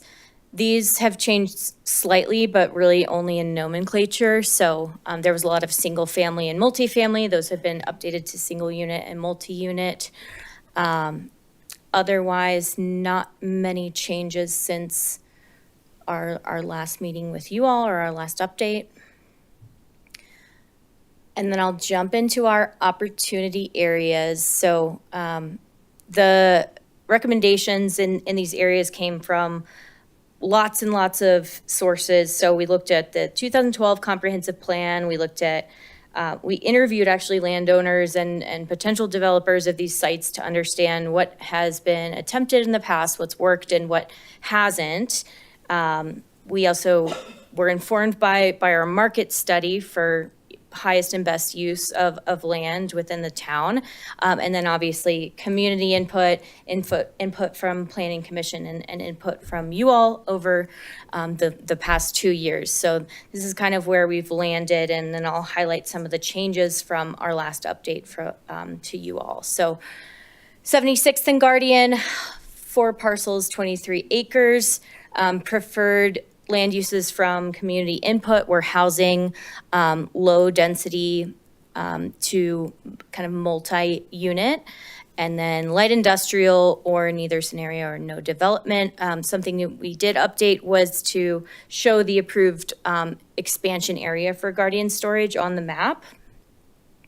And then the draft plan recommendation for land use primary is single unit attached to multi-unit residential. So another thing that was updated in the draft that you saw on Friday was that the opportunity area land use recommendations directly correlate with the future land use map designations, which before they didn't, because we had updated the future land use map designations, but we hadn't correctly linked them to the opportunity areas. So that was feedback that we got that has been updated.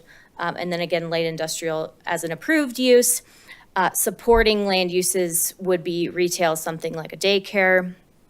Some of the policy connections for how this can further advance the goals and policies within the plan are missing middle housing, senior housing, affordable housing, and then preservation of open space.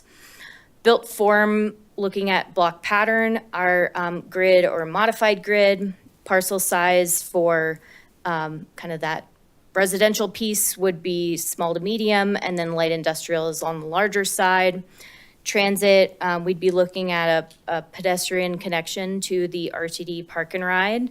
So that's definitely a priority for this site. And then parking could be surface or garage.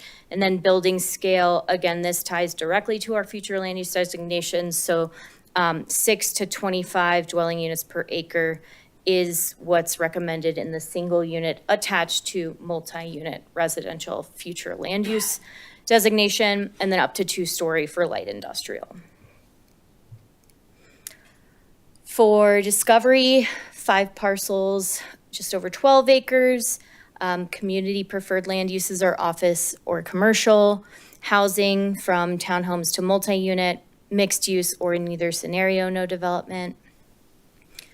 Land use recommendation here for a primary land use is single unit attached to multi-unit residential, and then office, prioritizing that along Discovery. Supporting use could be commercial. Block pattern is kind of more curvilinear, just based on the site. Building scale from 6 to 25 dwelling units per acre. Parcel size for residential is between small and medium, and then for office between medium and large. Transit connections would look to connect to the RTD stop at Main and Gateway. And then policy connections here are missing middle, senior housing, continuing to cultivate downtown Superior, and then reducing single occupancy vehicle trips. Superior Marketplace, you're all familiar. Community preferred land uses are mixed use, housing, mostly in a multi-unit form, retail, commercial, and then neither scenario or no development. Recommendations for the site are for primary land use being mixed use with first floor commercial and residential above, and then multi-unit residential. Supporting is more just kind of standalone commercial as it exists today. Policy connections include maximizing sales tax revenue, encouraging mixed-use development, affordable housing, transit-oriented development near the RTD Park and Ride, and then reducing single occupancy vehicle trips. Block pattern would be more of a grid, medium parcel size, again, enhancing that pedestrian connection to the RTD Park and Ride. And then multi-unit residential at 25 to 40 dwelling units per acre, really addressing state legislation requiring higher densities near transit stops. And then a mixture of structured and surface parking, particularly considering the need for parking at the RTD Park and Ride. Original town, just right here. Community preferred land uses are housing in the form of townhomes, single unit residential, and then more of that residential attached or multi-unit residential, mixed use commercial office, and then neither scenario or no development. Land use recommendations, primary are mixed use with first floor commercial and then residential, really prioritizing commercial along McCaslin, and then supporting use could be office.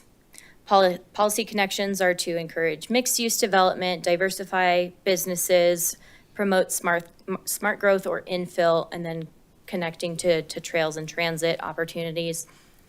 The built form would be more of that grid to reflect Old Town. Smaller parcel size, there are 3 transit stops within a quarter mile. Looking at a building scale of 6 to 15 dwelling units per acre, and then parking could be anything from surface tuck under to garage. Town 15, community preferred land uses are parks and open space, recreation or community amenities, town offices, housing from single unit to up to like a townhome, or neither scenario or no development. Recommended land use for primary is open space and recreation. Supporting is, again, we updated this to be single unit attached to multi-unit residential to reflect the future land use designations. Open space and park space. Policy connections are open space, recreation and programming, missing middle housing, and then senior housing. Built form would be a modified grid just based on the site conditions. Parcel size for residential would be small, but for recreation would be large, thinking sports fields. Building scale is 6 to 15 dwelling units per acre. And then single unit residential looking at townhomes, but really not anything super high density. Not too many transit connections on this parcel, and then parking would likely be surface or attached garages. Zaharias, community preferred land uses, parks and open space, housing between medium and low density, commercial, mixed use, or neither scenario, no development. Recommended land use is, again, single unit attached to multi-unit residential to reflect the future land use designations, and then supporting could be something like a clustered or cottage home style of housing. The policy connections are missing middle, open space, senior housing, and then connecting to trails. Built form, based on the site, it will need to be more of a curvilinear. Parcel size is more of a small to medium. And then for transit, we would be looking at multimodal connections to the RTD stop at Rock Creek and 88th. Building scale is 6 to 25 dwelling units per acre, and then parking being surface and attached garages. I think we're at the home stretch here. Resolute is I think our last one. Community preferred land uses are a hotel, retail, commercial, housing between medium and high density, parks, open space, and then neither scenario, no development. Recommended land use, primarily mixed use, prioritizing hotel and commercial, and then supporting would be multi-unit residential. Policy connections are to pursue that lodging development. as kind of one of the last spots for that in the town. Affordable housing, senior housing, and then connections to trails. Built form would be a modified grid, parcel size between medium and large, depending on the use. Building scale, 25 to 35 dwelling units per acre. There are multiple transit stops within a quarter mile, and then looking at potentially a mix of surface and structured parking on the site. And these are our next steps. So adoption in 2 weeks, hopefully, fingers crossed, and then town staff and you all can get started on implementation. Did I miss anything, Renee? Okay. Sorry, I know I blew through it, so I'm happy to revisit anything. All right, thank you, Nora, for that presentation and for all of your hard work and the team's hard work putting together this massive 210-page undertaking. It's a monumental effort to think about the entirety of the town, how we've changed over the past 10 to 15 years, and figure out where we should go from here. So I applaud you for the effort. I mean, I think that the draft looks really good. So I'm going to open it up for questions from council, and then I do want to give the opportunity for the public to comment as well. Mayor, I'll start. Again, I just want to echo the mayor's comments. This is a tremendous tool and resource, and has been a large amount of work for everybody involved. And so I just want to say thank you so much for all the great work that you've all done to bring forward the draft comprehensive plan. The only one question I have is about kind of the formatting of the comprehensive plan. The first really 52 pages are a lot of process. And the real meat of the plan starts on page 53, which are the opportunity areas. And so I was wondering if there's an opportunity to reformat the document in a way that moves those opportunity discussion further up in the document, closer to the beginning, so it's a little bit easier for the public to get to and digest. I appreciate the hyperlinks in the table of contents that takes you to those, but it's still quite a bit of material to read through before you get to the opportunity areas, which again, I think the vast majority of the public is going to be most interested in. So I'll let you respond to that question first. Sure. Yeah. We've been back and forth on this one. It's I've seen it done many ways. I've seen the process be moved more to the appendix, but this is a fully digitally accessible document per Colorado's state requirements, and so it is very hyperlinked.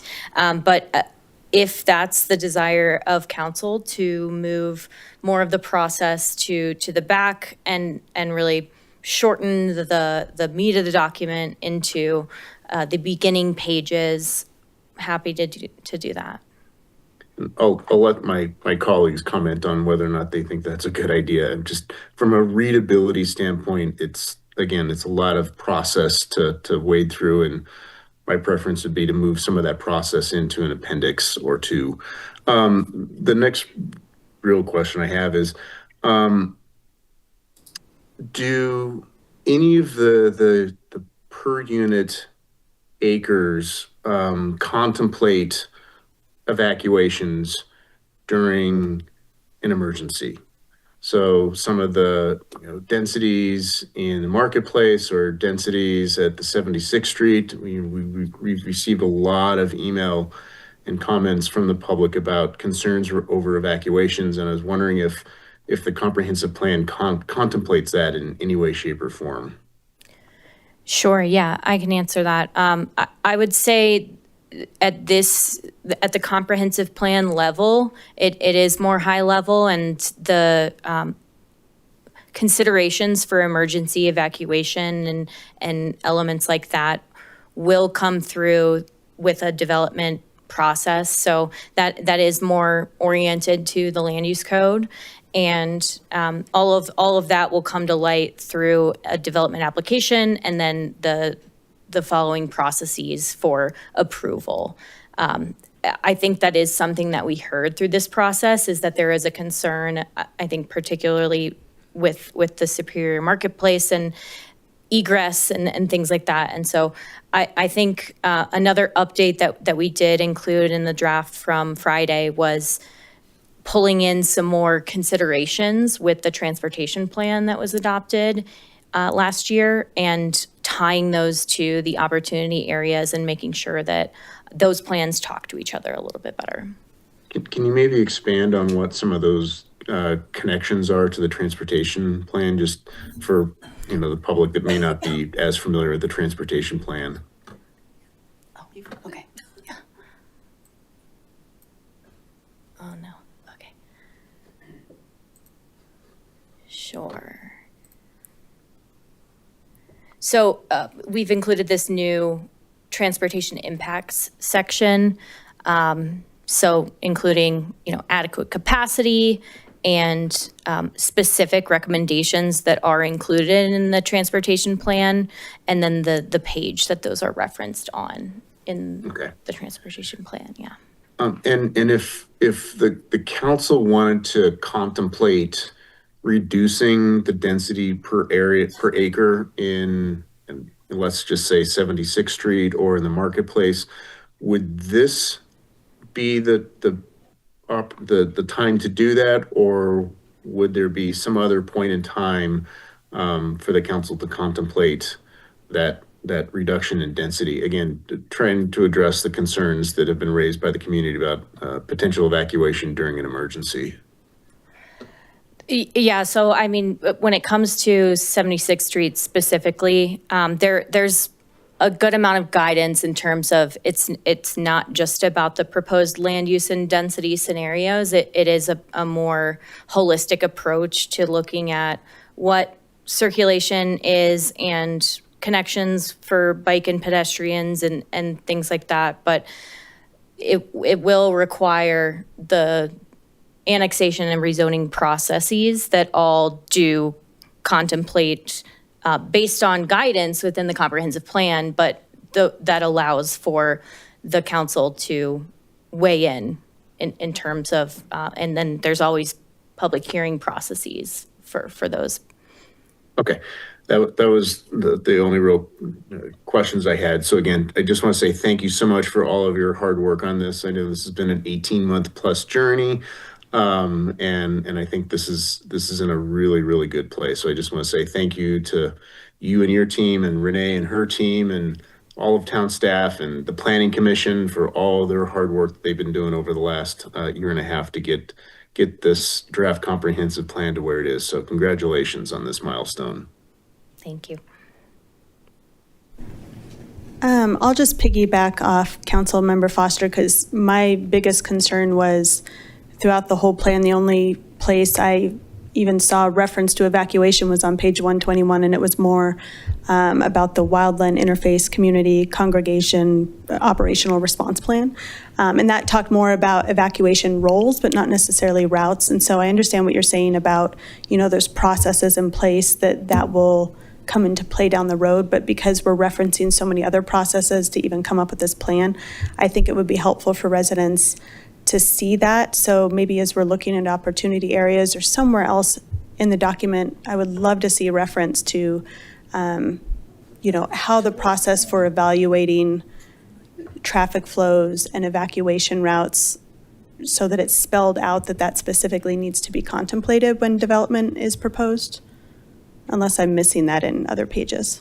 So we've received a lot of comments about that. And so I think this may not be exactly what you're looking for, but we have added this constraints piece to each of the properties.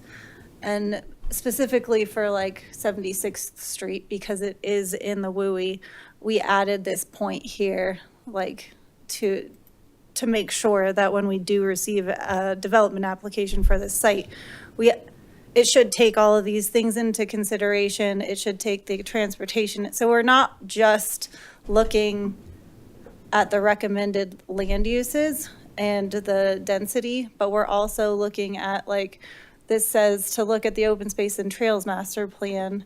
And this talks about our wildfire, and these are the constraints. We should be making sure that there's pedestrian or bicycle connections. So like when a developer comes and says, I want to build, a medium density 25 dwelling units per acre on this piece of land, that's great. And they point to this plan and they say, well, that makes this recommendation for this use. But are they actually responding to all these other things that are also included in the plan? And that's really like what the goal of this is like, we have these recommended land uses and these densities, but we also point to all these other things that we should take into consideration with any development application that comes for any of these properties.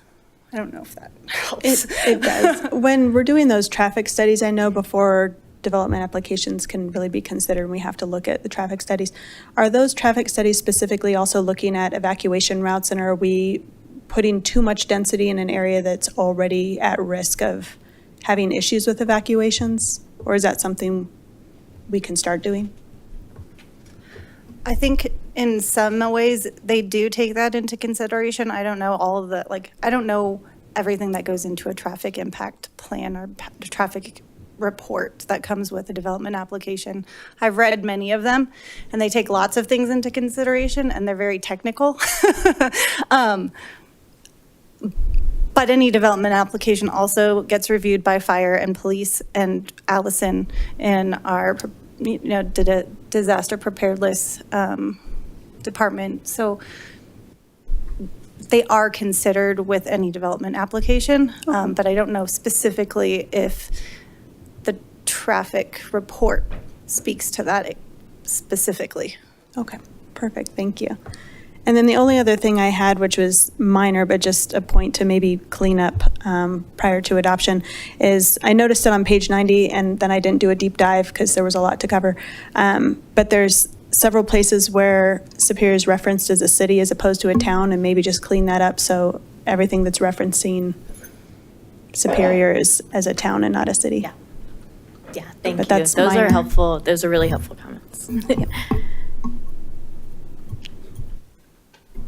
I have a question about when something is listed from the community input on specific opportunity areas, what is the criteria for how that gets in there? Like, if something's mentioned one time or it's mentioned 19 times, like, what qualifies it to be something that people are asking for?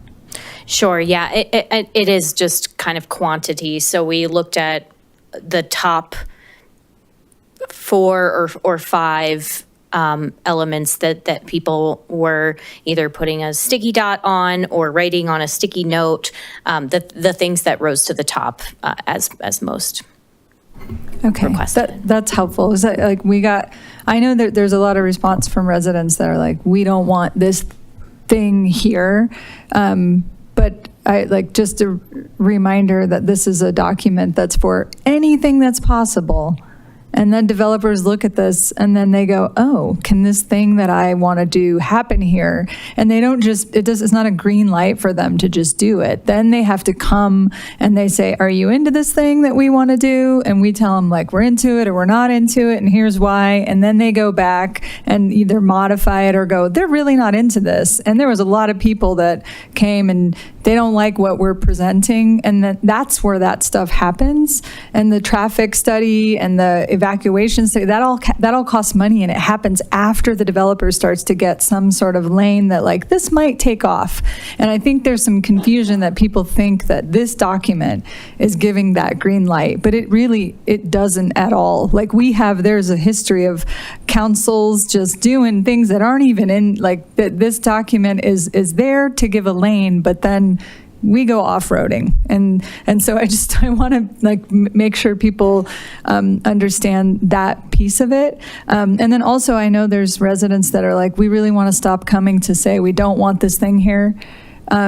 But this document can't do that for you. And I hate it for you, and that means that you have to stay sometimes vigilant to development plans that are coming, but this document isn't the thing that's gonna like pave that over for you so you don't have to anymore. And I don't know if there's a better way or something that we could look at, but this is intended to just be here's anything that's possible. And I think it's important to not be too restrictive, because we want people to bring us good ideas, and we don't want to be looked at as a community that's anti-anything. But I do think when they come as a council, we're pretty critical about the stuff that they bring, and we listen to the residents, and I think that's the intention of anybody who runs for these seats. And so we got a lot of emails, and we can't make anyone feel better about some of this stuff, but I hope that understanding like what this is intended for can do some of that. And thank you so much to the Planning Commission, because this is a lot that all of you had to go through to get to this point, and to the consultants too for guiding you through that. But I think that not enough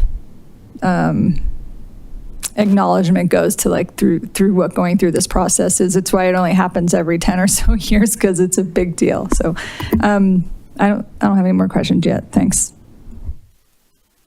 A couple of really quick comments. So I lost my notes. Some basic things, like on page 68, it starts talking about the different strategies and everything, but then the acronyms aren't decoded till page 161, so I had to keep flipping through to get there. The part that Stephanie referenced is the entire section on resiliency, and that's where there's a lot of detail about the Community Wildfire Protection Plan, which then references to the Boulder County Protection Plan, which actually is not very good. And you think about what Castle Rock did, and this is, I think, some of the concern I have about this thing, because it sort of says, here's an area you can build, and here's some constraints, go figure it out. What Castle Rock did is said, there are some high-risk areas, you need to do these things. There's some lower-risk areas, you should do some of these things. And we're just falling way short. And it's not this comp plan, it's what Boulder County did with their CWPP, and they sort of just said, yeah, you guys will figure it out, and then you guys build, and then build a little better, and then we'll figure out how to save everybody.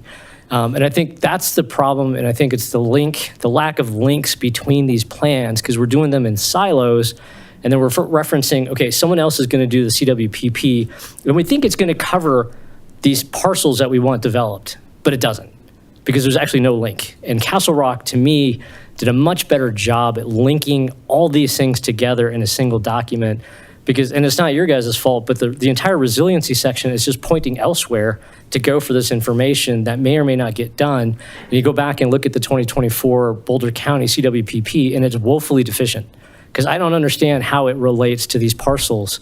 And if I can't figure it out quickly, the developer is not going to spend 48 hours to do this. They're going to just dump it on staff and say, you tell me if it does or does not. And I think that's what our staff, our community is sort of short, like they're like, what does this mean?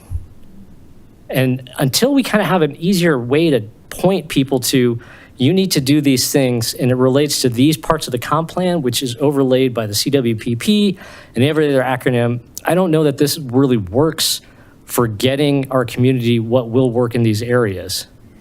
But that's just me, because I've struggled because of all these references to other documents, and I'm scrolling through these things, looking at the transportation plan. What's the evacuation? Oh, it's one bullet point. And then over here, what's the evacuation? Oh, go look at the CWP. Well, they actually don't talk about it. They say talk to the ODM. So I don't know what we can do with this in the areas that are specifically in the WUI. And you heard that conversation earlier. The WUI map today is the 76th Street property, but tomorrow when the state redoes it, it could be another parcel. And it's like, well, how do we update the comp plan? These are all living documents, but they're kind of based on the information we have. And if the information we're then pointing at from this to another document actually doesn't answer the question, I'm not sure what we've solved. So long diatribe, but I really wanted to just get that out there, because I'm still struggling about the interconnections of these documents. Yeah, I hear you. And we can work a little bit more with staff on that specific chapter, the resiliency chapter. Because we are constrained into what we can include in this document, because it's it's meant to be a very high level referencing other more specific plans and documents, but yeah, I hear what you're saying for sure.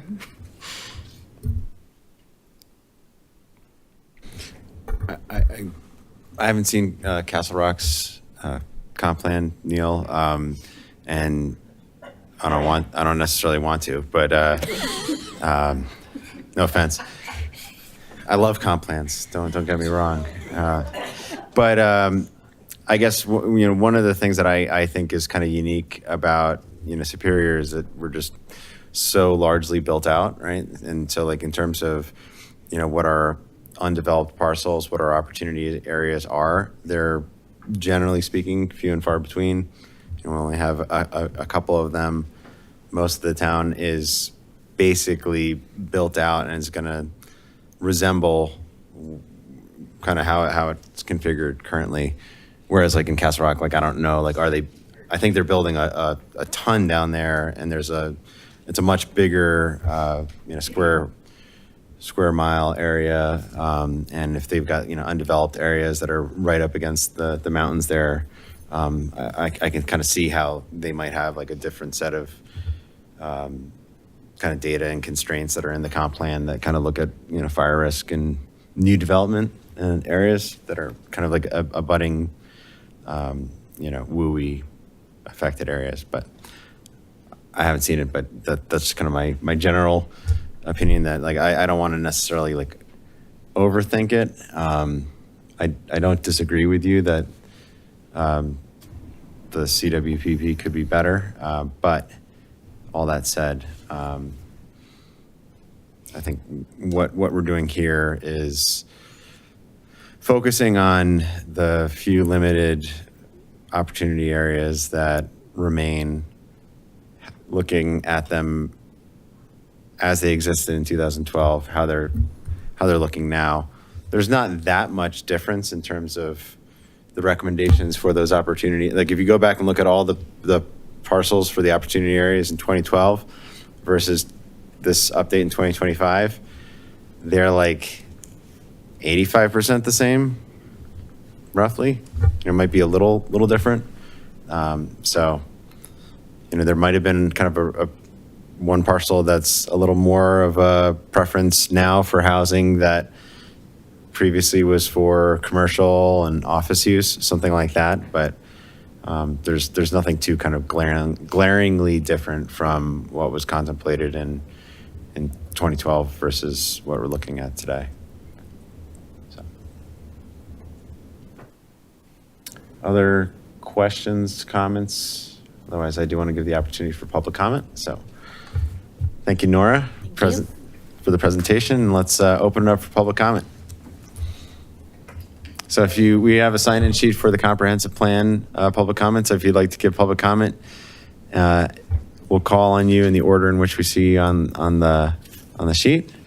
And then if you're participating via Zoom, please raise your hand and I will call on you in the order in which I see your hand raised. Yes. Thank you. Good evening. Thank you for your time here tonight. I'm Stephanie Bear. I live at 378 Blackfoot Street in the Sagamore neighborhood.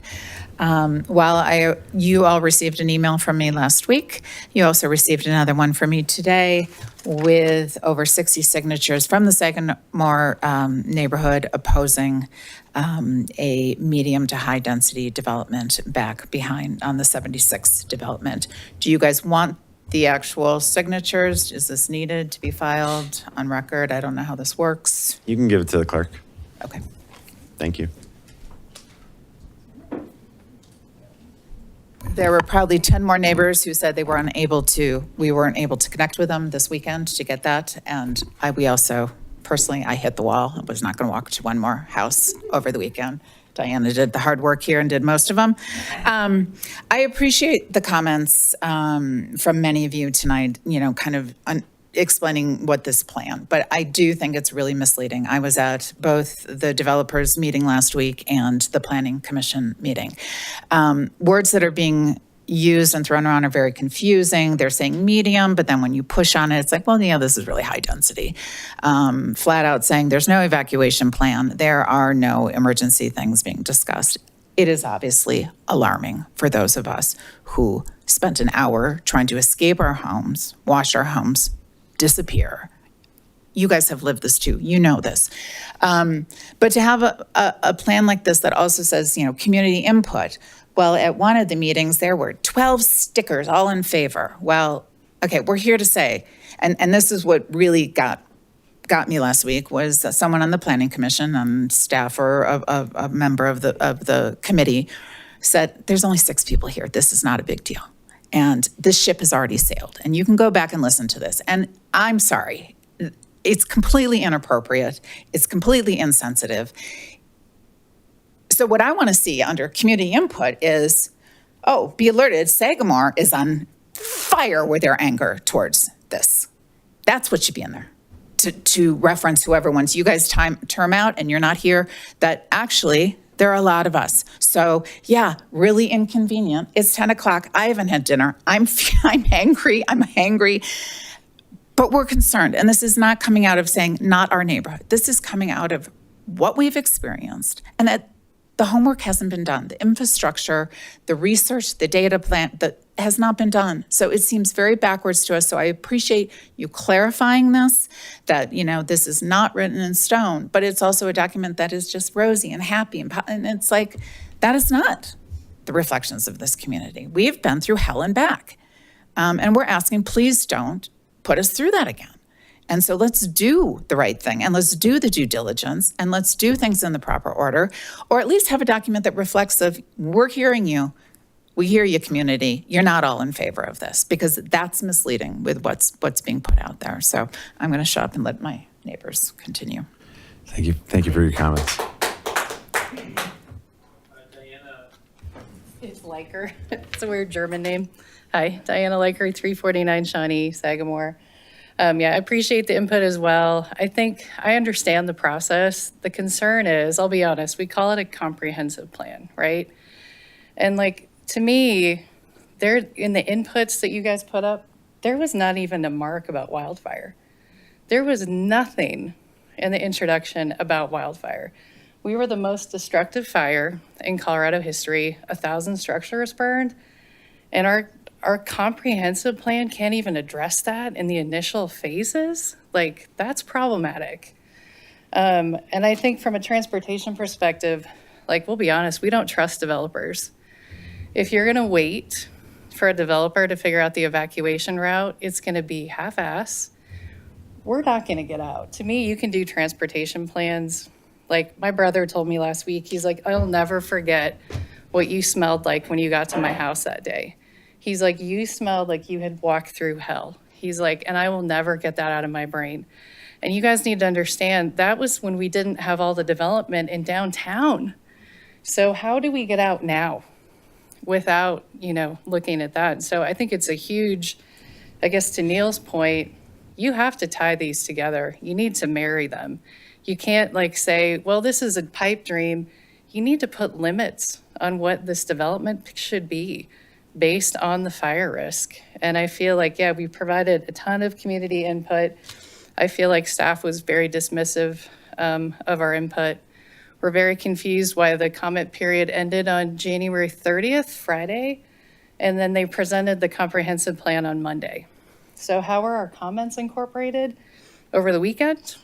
I know a lot of our neighbors weighed in Friday, so I apologize we were late. We all work hard. We've got dogs, we've got pets. Please know we're here and we care.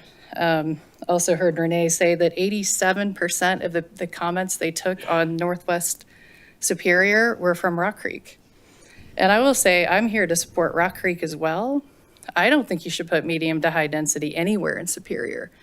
Until you put another entrance ramp off of Highway 36, we're not getting out of here, right? I mean, let's be honest with ourselves. And that goes with the Superior Marketplace as well. And I think there's room to push back on the governor and say, we're in a wooey. You cannot put people in to Northwest Superior where there's one way, literally one way in, one way out. It's terrifying, you guys. I'm not making this up. I bought an e-bike this year. I'm going to go get a basket for my dog. So if I have to get out, that's probably how I'm going to have to get out. And so I'm hoping you guys realize this is a matter of life and death for a lot of us. And it's a huge liability for the town. And the last thing I would say is, we're for affordable housing. I think we just need to do it responsibly. And I hope that the town also looks at environmental justice. Most of the development is happening in Northwest Superior. It is not happening in Rock Creek. So I think we have a legal battle with the state if it comes to that. And so I hope we would look at that from both ways. But again, I don't think we should have medium to high density anywhere with the limited infrastructure we have. So I would ask that you guys decline the comprehensive plan before you send something out to the ether and that we go to the media. We're going to have to and say Superior put out a comprehensive plan without a single line about wildfire resiliency. It's on one page. So just think about how that's going to look, honestly, to the public. So thank you for your time. Appreciate it. Thank you for your comments. Hi, good evening. Yeah, I'm Desiree Kirchhoff, and I'm at 129 Mohawk Circle. And the main reason that I'm just going to stand up and talk tonight is to say that when I heard that these people had been told the other, was it the Planning Commission, had said, well, there's only 6 of you here. Obviously, it's almost 10 o'clock at night. We're exhausted. We're hungry. And I'm retired. That's why I'm here. I can do this. I don't have to be anywhere till 10 o'clock tomorrow morning. There are a lot of people who can't be here and tell you their concerns. And, you can look at me right now and just say, I sat here for 3 to 4 hours tonight to represent those people who couldn't be here tonight. And there are a lot of them. So please, please understand that. Just because this place isn't completely packed, that doesn't mean people aren't concerned. Thank you. Thank you for your comments. Sorry.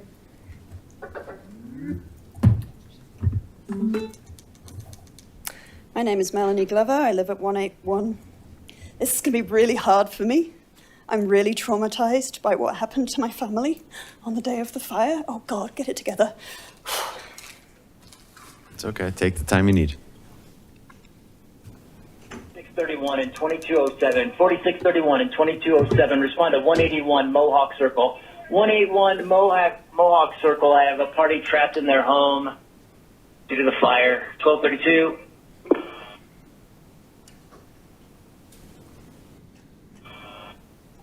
MR2, we're unable to proceed due to the smoke. No SCBAs. Still need somebody with SCBAs. 2619.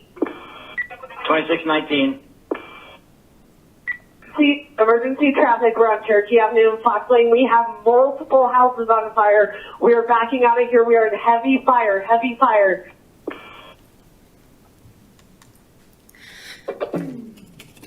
Oh God.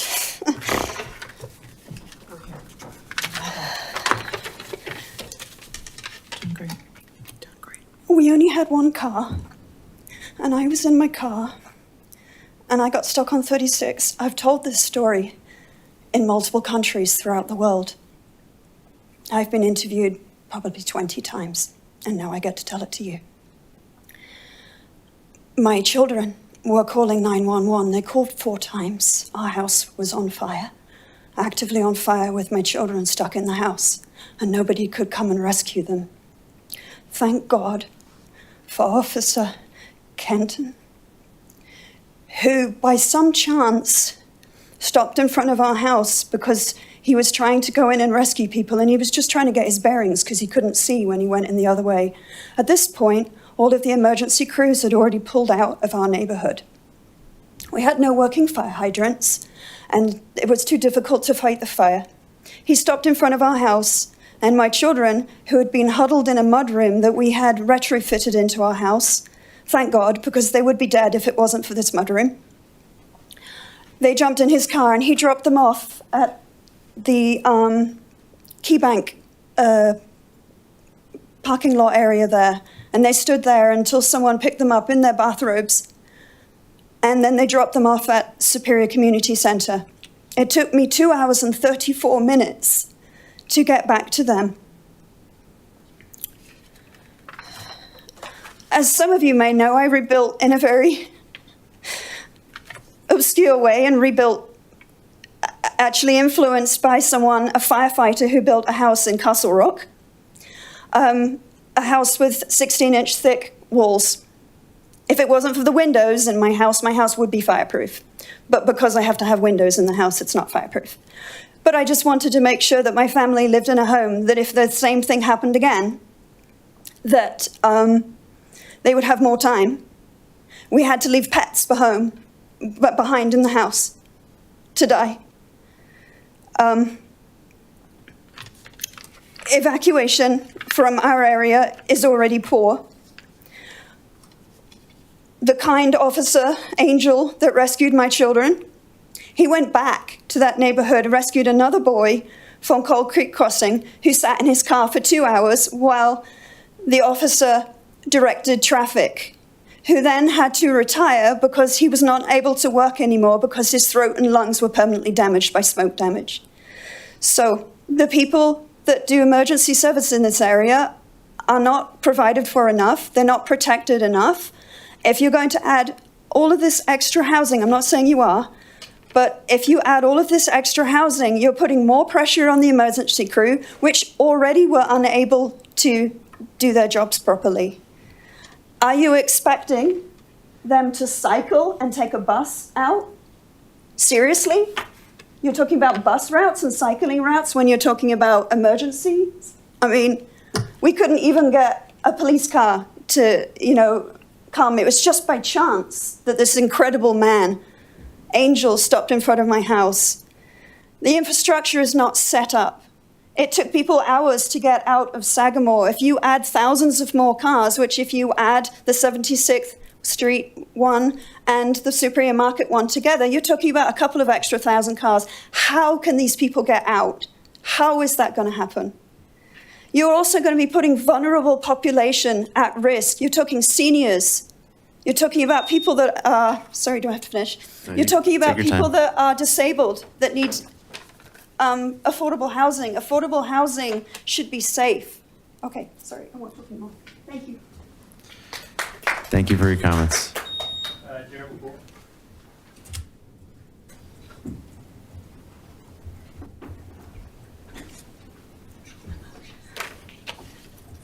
Thank you, Mel, for sharing your story. That is incredibly powerful, and I don't think that there's a dry eye in here, I hope. Tells a really beautiful story of how difficult it is to consider putting all this multifamily in and around this area. If we're looking at the Superior Marketplace with 85 acres, we're talking about 2,000 to 3,000 more potential dwellings if you're just looking at the numbers that's in this plan. Within Original Town right over here, we're talking between 15 and 37 more homes based on this plan. In the Guardians or back by Guardian storage area, we're talking between around 375 homes. So we're just talking volumes of homes with no way out. I do think that there are opportunities within these opportunity areas to divide up the marketplace, for example, and limit the housing to a certain area, to think about the rest of my lifetime living here, that this plan, we could have potentially 3,500 homes over there. What if you took a small area? Same thing with the Guardian storage area. What if it was much smaller? The folks from Carmel didn't have any open space. They didn't have any parks. They didn't have any playgrounds. Everybody from their development was going to be coming to Founders Park to do their dog business and let their kids play. I do think there's a lot of inconsistency within this whole document when it talks about building scale. Sometimes it says 2-story. Sometimes the acreage and units are all around all over the place. So there really needs to be some consistency. When I see 4-story development in these pictures, that makes me think that if I'm a developer, I can go ahead and put 4 stories in here. I don't think 3 stories should ever be in original town. There's no reason. It's a small neighborhood area. The other really thing that bugs me is the fact that this is a community opinions, and there's some one opinion probably that says there needs to be restaurants and shops in original town, and that's a call out within this plan. Like, there's one person that maybe said that, and that's what we want to focus on. It needs to be cleaned up and worked on a lot more. There really needs to be talk about evacuation. And I think that if we're going to talk about any kind of multifamily housing, it needs to be all over town. We need to look at every opportunity. If that's truly the desire of the community, which I don't think it is, because if you go back and read all the surveys, nobody ever says, I think we should have more multifamily housing. In fact, the preference is single-family detached homes with traditional styles and ranch styles. And that's not what we're seeing surrounding us in original town, Sagamore, and Coal Creek Crossing. So I get and I understand that you think that there was multifamily housing in the 2012 plan. There was one mention of it. It wasn't actually part of what the opportunity plan said. So that's an inconsistency as well. Thank you for your time. Thank you for your comments.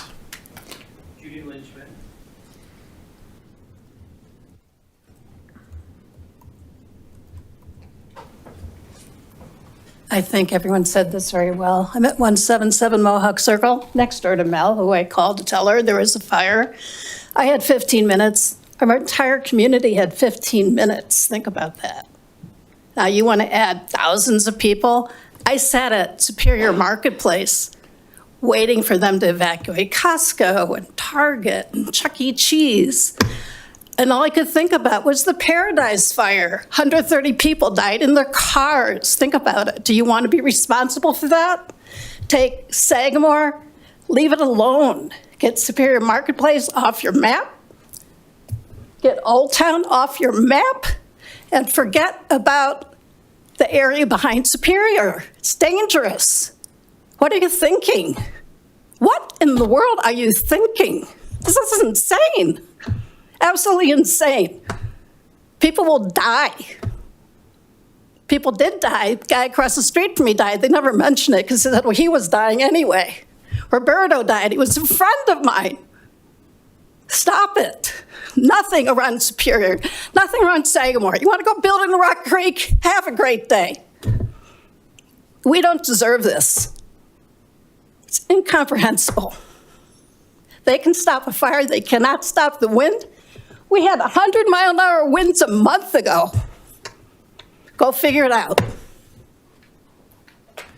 Thank you for your comments. All right. And turning to Zoom. Anybody on Zoom like to give public comment on the comp plan?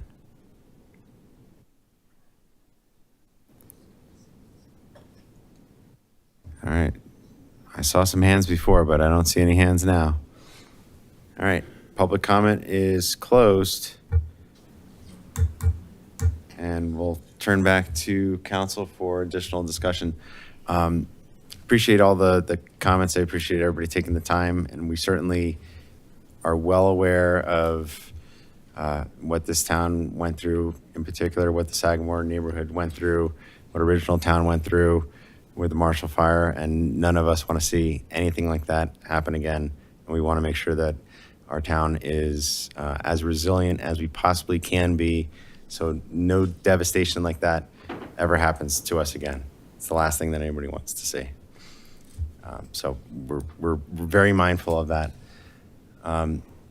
With just that said, one of the reasons why I gave the preliminary discussion about what this document is and what it is not is just to properly set expectations for the community. Currently, we have a comprehensive plan that's on the books. It was passed in 2012. It's a non-binding advisory document, just like this document will be a non-binding advisory document. Somebody tomorrow can submit an application to build something immediately adjacent to Sagamore that is inconsistent with the 2012 plan, that is inconsistent with the 2025 plan, and the town planning department would process it. Ultimately, it would come up to the town council for a vote. So whether something is consistent with or inconsistent with the comp plan doesn't necessarily stop a developer from trying to submit something. And it's the job of whoever's sitting in these seats ultimately to make that call at the appropriate time as to whether or not something is going to be approved or not. So this is a forward-thinking document that we're trying to envision what we think potentially could happen in the future. It might not come to pass at all. It's just kind of a best guess as to what we think potentially could come down the pike. But all of the issues about transportation, evacuation, safety, density, fire resiliency, all need to be contemplated within the plan, but also by the council when we make the ultimate land use decisions that are coming before us. So I don't want the public to have the impression that this is something that the council is necessarily driving towards. We're not trying to build out the town as densely as possible, as intensely as the comp plan potentially outlines. It's not a plan that's coming before us that's imminent, that's even anticipated. It's just kind of possibilities that we're envisioning potentially could come before us if a developer proposed something. So I just want to just alleviate those concerns. Nothing's imminent. I know that there was a concept plan, on the property that we're talking about at 76 and Guardian, but that was just a developer proposing a concept plan. That property would still need to go through a whole host of public planning meetings before the planning commission, before the town council. It needs to get annexed. It's not even in the town of Superior yet before it could ever become a reality. And any approval would be contingent upon the council making a determination as to whether or not it's something that we believe actually fits in the community. So I hear you loud and clear. I know my colleagues hear you loud and clear, and we appreciate you being here tonight and letting us know your thoughts. And again, heart goes out to all of you who lost your homes and who went through that terrible, terrible event. That said, I'll turn it back to council for additional thoughts. We're not taking action tonight. We're going to be moving this forward to the next meeting. Is that when it's on the? Either the 23rd or the March 9th. Okay. So if we need additional for now, any specific direction that we want to give to staff for amendments, changes that we want to see in the draft comp plan, guidance we want to give to Nora?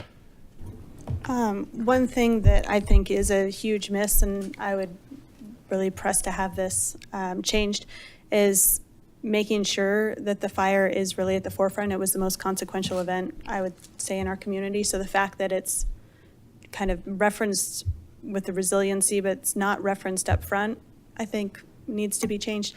And then I understand the answers around, the opportunity areas and saying constraints would be wooey. But I would really feel more comfortable building that out to say if it's in a wooey area, there needs to be additional consideration heavily placed on transportation, and then anything with our transportation plan, making sure that we're looking at those evacuation routes and maximum density for areas that there's higher risk. So those would be the only two things I'd really suggest. Can I just add to that? I like that suggestion, and I like the suggestion that we heard from public comment. So back in 2012, when the previous comp plan was adopted, that was before the floods in 2013. So not only has this town had devastating fires, but we also had a devastating flood in 2013. So I think, an acknowledgement at the outset of we live in a challenging environment with a challenging climate that is continuing to change, and that poses unique obstacles to our community in terms of how we build, how we live with the threat of floods and the threat of fires, and then how we respond to those disasters when they occur. And as a guiding theme and ever-present kind of focus in our life, I think that merits being emphasized at the outset. I liked what Daryl said about the pictures. I know that's like, she's a really good point that developers see that and they think that's what I can build. And so I don't know how tedious that would be to find something that matches more the scale of some of the areas. I know these are probably stock photos of like that density. But if there's anything that we can do to shift what the visuals look like so that we're not sending the message of like build a 3-story multi-unit place in the middle of whatever. I also, I want to, like, this is delicate and I don't want to sound, I know I can't apologize for other people, but I'm really sorry that you were at meetings where you didn't feel seen or heard. And that is, I think, not the intention of individuals, but I think people can get so caught up in the process of what they're doing, they forget, you know, they're in a public forum and there's people carrying like really heavy emotions with them into the room. And so I would just, it's not the first time that it's come up about resident feedback in the planning commission space. And so I don't have any authority to say this, so I'm just saying as a resident to other people who are volunteering to serve residents is just remember who you're serving, and the people that are in the room are there to be heard and seen. And sometimes I forget. So I just want to remind anybody on the planning commission that's here or listening that this is a thing we get to do. And for people that are there, they're coming out because they have some attachment to what's going on. So hold space for that for them. It's important.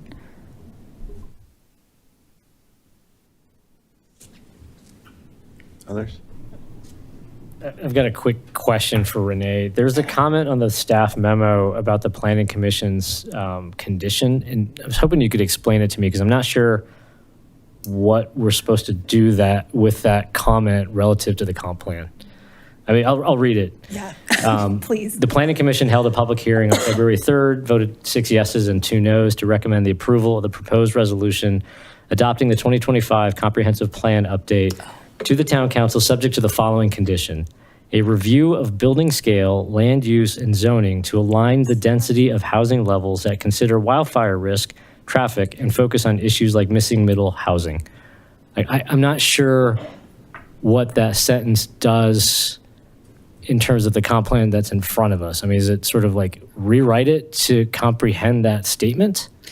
No, so, well, there was, Nora alluded to it in her presentation, but there was discrepancies and different ways of speaking about land uses that were inconsistent in the plan. So we have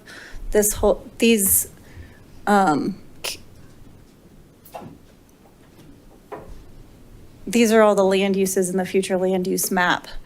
And the characteristics and range of densities in each of them.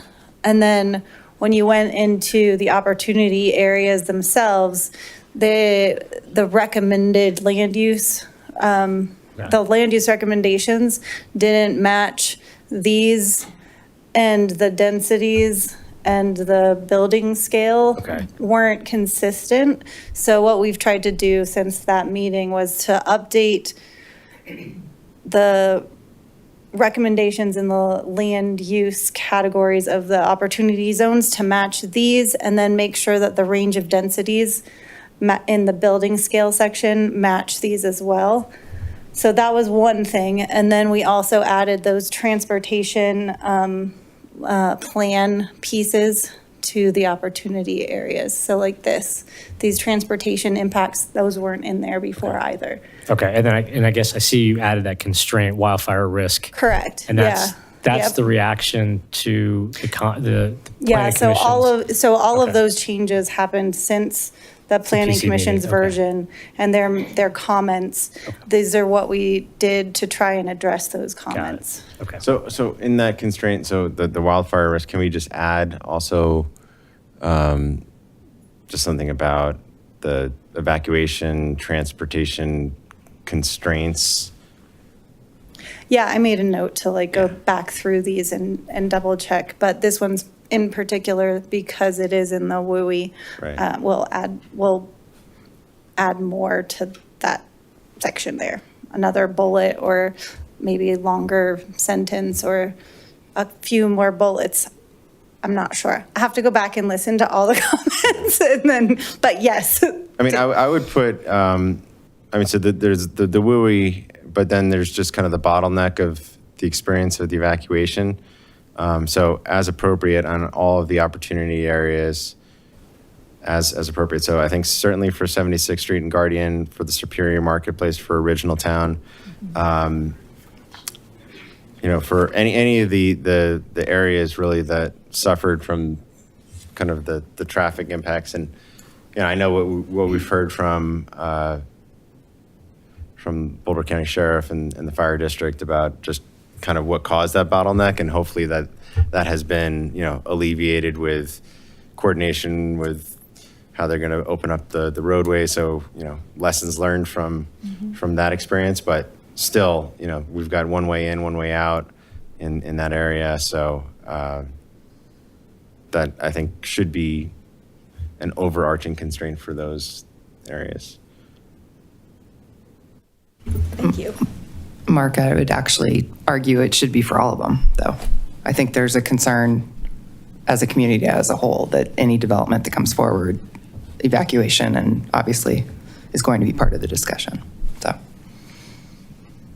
Yeah, because we had the similar discussion when we had the 88th Street concept shared with us a couple weeks ago. I know there's a lot of concern from the dais about evacuation and just the volume of traffic and safety of kids. So I would agree with Councilmember Craycraft's point. Yeah, and that's kind of what I was going at with my diatribe. Comp plans are all like cookie cutter, like everybody kind of regurgitates the same thing, and ours looks and feels like a superior one. But there's like some passing comments to the Marshall Fire, and the flood's a great example of where they could just be embedded in the document deeper, like 400 homes, right? That's no other community's seen that kind of percentage change and is going to spit out the exact same comp plan that's just fast forwarded by 10 years. It's the DNA of the community, and it has to be reflected in this document. Like everything we do from here on out, from construction, has to contemplate what do we do if something like that happens again. And it's not just about type of materials, it's everything. It's like, where are the fire hydrants? What does the drainage look like? What are the egress routes if this road is closed? Blah, blah, blah, blah, blah. I don't know that bullet points do it. I think there's something that we can do to strengthen this document top to bottom on how do you deal with what is now common occurrence of environmental disasters. Well, in the introduction, there's a mention of resiliency, and then there's obviously the section for resiliency. But given what our community has been through, a devastating flood and the most devastating wildfire in Colorado history, obviously we're a resilient community, and I think that that's embedded in the fabric of who we are and the people who have been through it and rebuilt.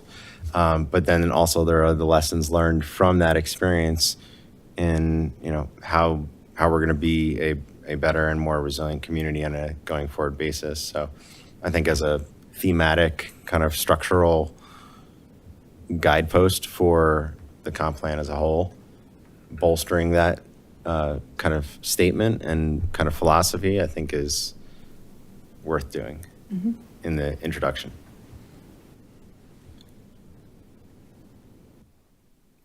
All right. Yeah. Well, we can work with that. I've got some ideas, so we'll have to go back, talk to Nora, see how we can, see what we can do, and then bring something back to you, and then you can comment further.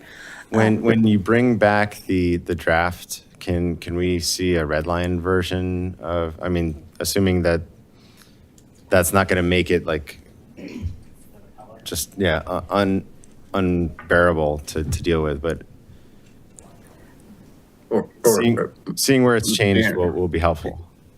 Yeah, Mayor, I completely agree with that, and maybe, you know, like, not the commas and periods red line version, but like substantial word changes, like where you've added in things related to evacuations, or where you've added in the narrative about the impact of the Marshall Fire, some substantial things like that. Would that be fair, Mayor? Yeah.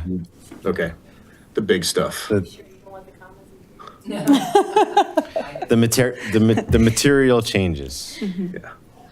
And I was just going to add that I agree with Councilmember Cowish's comment, the statement that Daryl made about changing the images to reflect the wording. You know, images are worth 1,000 words, and somebody's going to look at that and maybe not read it. So the more clear and concise we can be within our document, I think the better the tool it will be for our community.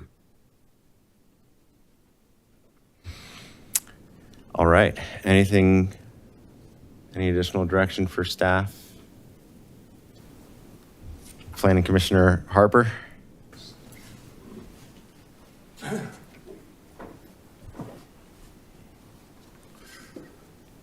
wasn't planning to speak tonight because I've already written to you about this, but I think to reflect the comment that the Planning Commission, the condition that was attached to our recommendation, we understood the comments that Mayor Lasis was making about how this is a general plan. But I think our feeling, and there's one other commissioner here who can perhaps bear me out, is that Superior is really in a unique situation. We're not really, I don't think, at a point where we're inviting anybody to come in with a proposed development. I would be doubtful if anybody on the Planning Commission would really want to see 370 houses, dwelling units built on 76th and Guardian. I would be doubtful if anybody on the Planning Commission would really want to see 640 units developed in the marketplace. I would be doubtful if anybody on the Planning Commission would really want to have 350 units developed on Zaharias. We've had this tension ever since the whole process started, where we've been trying to bring more focus to it without being too limiting to it. And we've always had a little pushback to say, no, as the mayor said, that this is a high-level plan that will have to go through a lot of, any proposed development will have to go through a lot of iterations before it actually earth starts getting turned and concrete starts getting placed. And that's true. But I think as a planning commission, we thought that there was some merit in actually considering what the right density unit per unit in these locations might be a little more carefully than we would have done in the past, or possibly even in 2012. And that was really the basis for our recommendation. Thank you. All right, thanks for that clarification, Commissioner Harper. All right.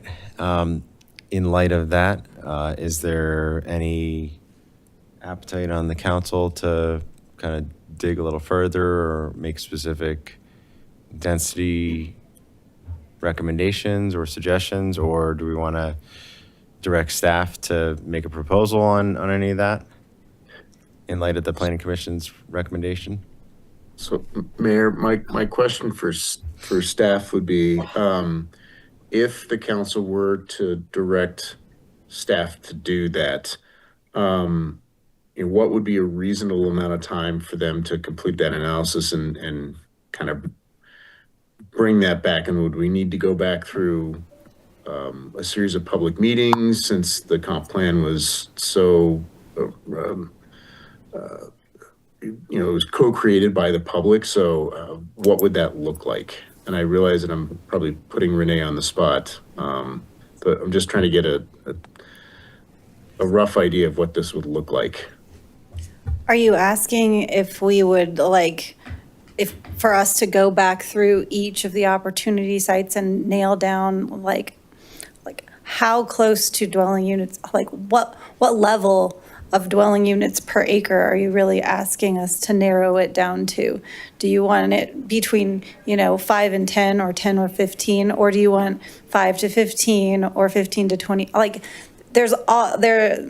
guess what we tried to do is be consistent in the land use categories and the dwelling units per acre that exist in those land use categories as they're shown in the map, and then relate those dwelling units per acre to proposed recommendations in the opportunity areas. And leaving them as broad as possible to leave room for you all to make decisions later on with development proposals.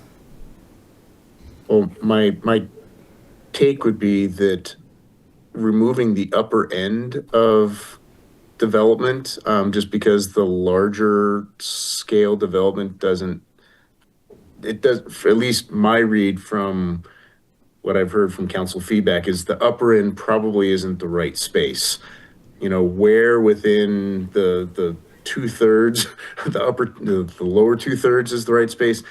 I don't know, based on evacuation routes and all that other stuff. So maybe eliminating the top third of those upper end units would be a starting point. But I'll let my colleagues weigh in on that as well. It's impossible to know what that is without doing those impact studies, though. And so maybe you could put a range instead of just the upper number. Maybe it could be our guess is something from here to here, or I don't know. I mean, it starts to narrow this thing that's supposed to be expansive, and that is concerning. I get it. It would be great to just be 100. That's it.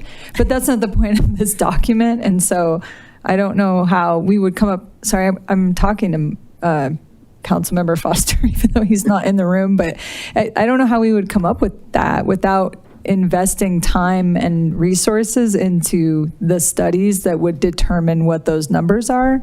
So it doesn't seem like a possible thing to really do for this particular document. Well, you could do maximum density estimates, right? The low range is always going to be kind of 0, but you could say okay, downtown Superior, for example, was approved for 1,400 dwelling units, right? And that translates to X number of people. What is it, 2.8 people per dwelling unit or something like that? Yeah. Something like that. Yeah. So I mean, you could do some sort of calculation like that. I think that's what the Planning Commission was getting at. Was really kind of understanding kind of what the maximum, not saying that this is necessarily the recommendation, but basically this is what we think that this particular parcel could tolerate at its maximum density. That was part of the considerations for the recommended land uses. So they did go through the market study, and the traffic engineers, as part of the transportation plan, did look at our recommended land uses. Those maximum dwelling units per acre that we have in here were part of the discussion. It doesn't mean that we should develop them at the maximum dwelling units per acre by any means. And we should take all of the other constraints and, impacts and, opportunities and things for each property into consideration when we're going to do an actual development. In Original Town, in an RM zoning as they exist, you could have up to 8 dwelling units per acre. But we don't have that, and you'd be constrained by all the other requirements for developing a parcel in the RM zone district. So you won't actually get that many dwelling units in a small area in the RM. It's kind of like the same way you can look at these land use like recommendations, like the maximum isn't intended to be the maximum for the whole development necessarily. I mean, it could be if they met all these other things and they could show that they're addressing all the constraints and all the other transportation impacts and emergency, you know, like preparedness, like questions, like perhaps you could develop the highest density, but it's not intended to that parcels develop with the maximum possible allowed, especially when you go to like setbacks and height requirements and open space requirements and transportation impacts and all these other things that we take into consideration with a development specifically. I don't know. Is that why it wasn't in like the 2012, like the comp plan from before? It didn't list these numbers, right? Is that I don't correct? think they did. Was it not in there for that reason? Because it's like you're saying you could do this, but you probably couldn't do this. But you could do this, but you probably couldn't do this. Not that you're saying anything wrong. Like you're just that's what it is. So my question is like, why is that number in the document in the first place then? Well, the comp plan from 2012 had the properties listed and then had, you know, the dwelling units per acre for the various. Did they all have it? I don't. I mean, so it ranged like the Zaharias property had 8 dwelling units per acre under medium density residential.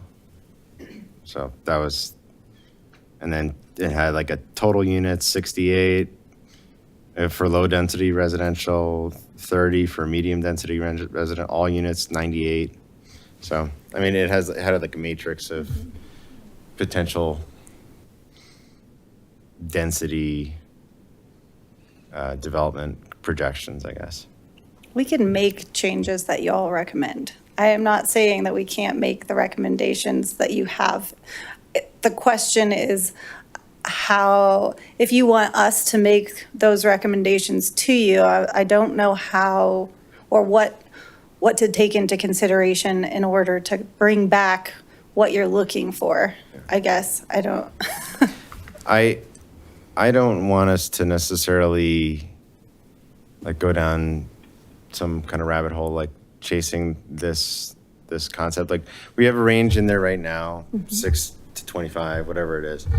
And, you know, if we put in a number, any developer that's coming forward to us is going to say like, this is what's consistent with the comprehensive plan, so this is what I'm suggesting today. And, you know, if there's a range, they'll do the same thing. So whatever we put in there, a developer is going to use to maximize his or her maximum economic interest. So I think that the suggested kind of range of density projections right now is a good range on the opportunity areas, and I don't necessarily have a reason to get more specific than that.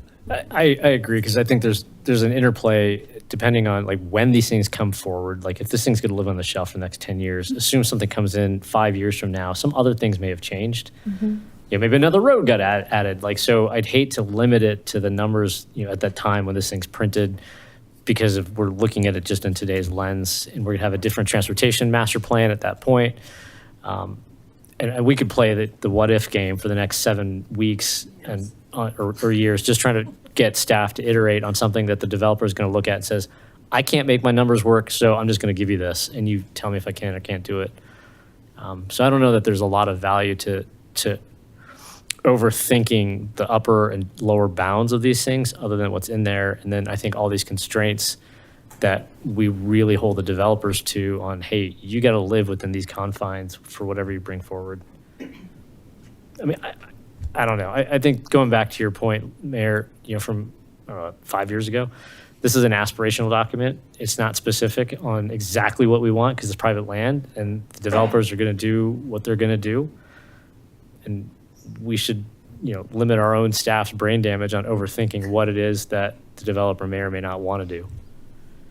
And what the town council at that point in time may or may want to do, which they will do whatever they want to do. All right. Good enough direction to come back? We're targeting March, no. Feb- It's the public hearings with the House for the next meeting, March 23rd, but we need additional time. February 23rd? Okay. All right. So we need a motion to continue? Okay. So I'll make a motion to continue the public hearing until February 23rd. Second. Second. All right, we got a motion from Mayor Lasis, a second from Councilmember Craycraft. Roll call vote, please. Mayor Pro Tem Serbu, Yes. Yes.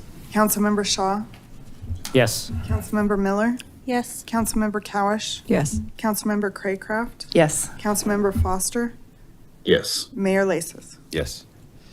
All right, passes unanimously. Thank you all for your participation in the comp plan. We look forward to continuing the discussion next time. All right, we are not done yet. Still got 2 public hearings ahead.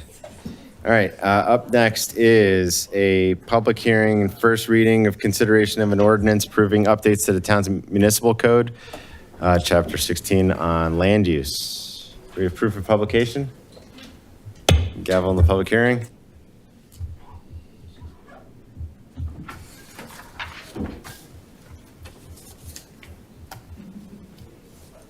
Oh. I'm back. I know, you missed me. So this evening, we are looking at consideration of an ordinance approving updates to the town's municipal code, chapter 16, regarding land use for proposed electric vehicle charging. The state of Colorado approved House Bill 241173, which requires communities to choose a compliance path and take action related to EV charging ordinances. Compliance isn't a requirement, but we can make progress and lower the risk of losing funding opportunities in the future. So the proposed land use code amendments, I don't have anything to show you on the screen, sorry. I'm just going to talk to you.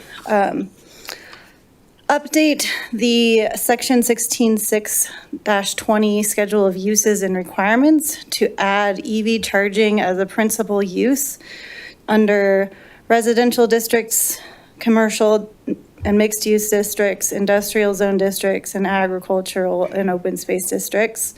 Anywhere there's an X, it is not permitted. So there are no residential zone districts where we would allow EV charging as a principal use. In the commercial and mixed use districts, it would be conditional.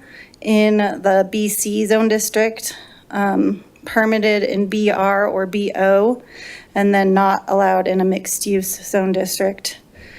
It would be permitted as a principal use in industrial districts, and conditional in the open space recreation, but not permitted in open space natural or agricultural zone districts. And then in addition, a note will be added that EV charging as an accessory use is allowed in all zone districts. We currently allow them everywhere. It's just not in the code that we allow it everywhere. Additional changes are proposed to add definitions to 16-1-70 and add an exemption in 16-11-20 to permit EV charging as a primary use through an administrative review process where it's allowed as a use by right. And then to add EV charging as it's where applicable in other sections of Chapter 16 that is outlined in the ordinance itself. That is all. All right. Thank you, Renee. Questions for staff? All right. Open up for public comment. Anybody in the public like to give public comment on the EV charging ordinance? All right, seeing none. Anybody on Zoom? Seeing none, public comment is closed. There's nobody on Zoom. So, I'll circle back for discussion. All right, I'll entertain a motion to approve Town of Superior Ordinance Number O-2, Series 2026, an ordinance of the Town Council of the Town of Superior. I think it's the first reading. Oh, is this though, first reading? Yeah. Okay, so does it have to be under our home rule charter? Only if it's requested by one or more council members. I'm going to make a motion to approve Town of Superior Ordinance Number O-2, Series 2026, an ordinance of the Town Council of the Town of Superior amending various sections of Chapter 16 of the Superior Municipal Code, all regarding electric vehicles and electric vehicle charging. Second. Second. I got a motion from Mayor Lasis, a second from Councilmember Craycraft. Roll call vote, please. Couldn't hit my unmute fast enough. Councilmember Miller, Yes. Councilmember Craycraft, Yes. Councilmember Foster, Mayor Pro Tem Serbu, Yes. Mayor Lasis, Yes. Councilmember Shaw, Yes. Councilmember Cowish. Yes. Passes unanimously. I forgot to gavel out the hearing, but it's closed. All right, and we're on to our last item of the evening, which is a first reading consideration of an ordinance approving updates to the town's municipal code, chapters 11, streets, sidewalks, and public spaces, and 16 regarding land use. Me again. And it's a public- We have proof of publication. We're gavelled in. Let's do this. All right, so this ordinance is, it's coming in regards to property drainage on adjacent properties. So currently, the town code has specific requirements for not discharging water onto town-owned properties, like, but not on adjacent properties that are privately owned. So the purpose of this particular ordinance is to add section 16-26-20 E under property drainage to state that all gutters, pipes, sump pump, discharge pipes, and leader used for conducting runoff water or groundwater from buildings or private property in the town, or which may be constructed and used for such purposes, shall be constructed such that no runoff is allowed to flow upon adjoining property, and such flow of water shall be carried or directed to flow to a proper drainage area or into an appropriate storm drain pipe.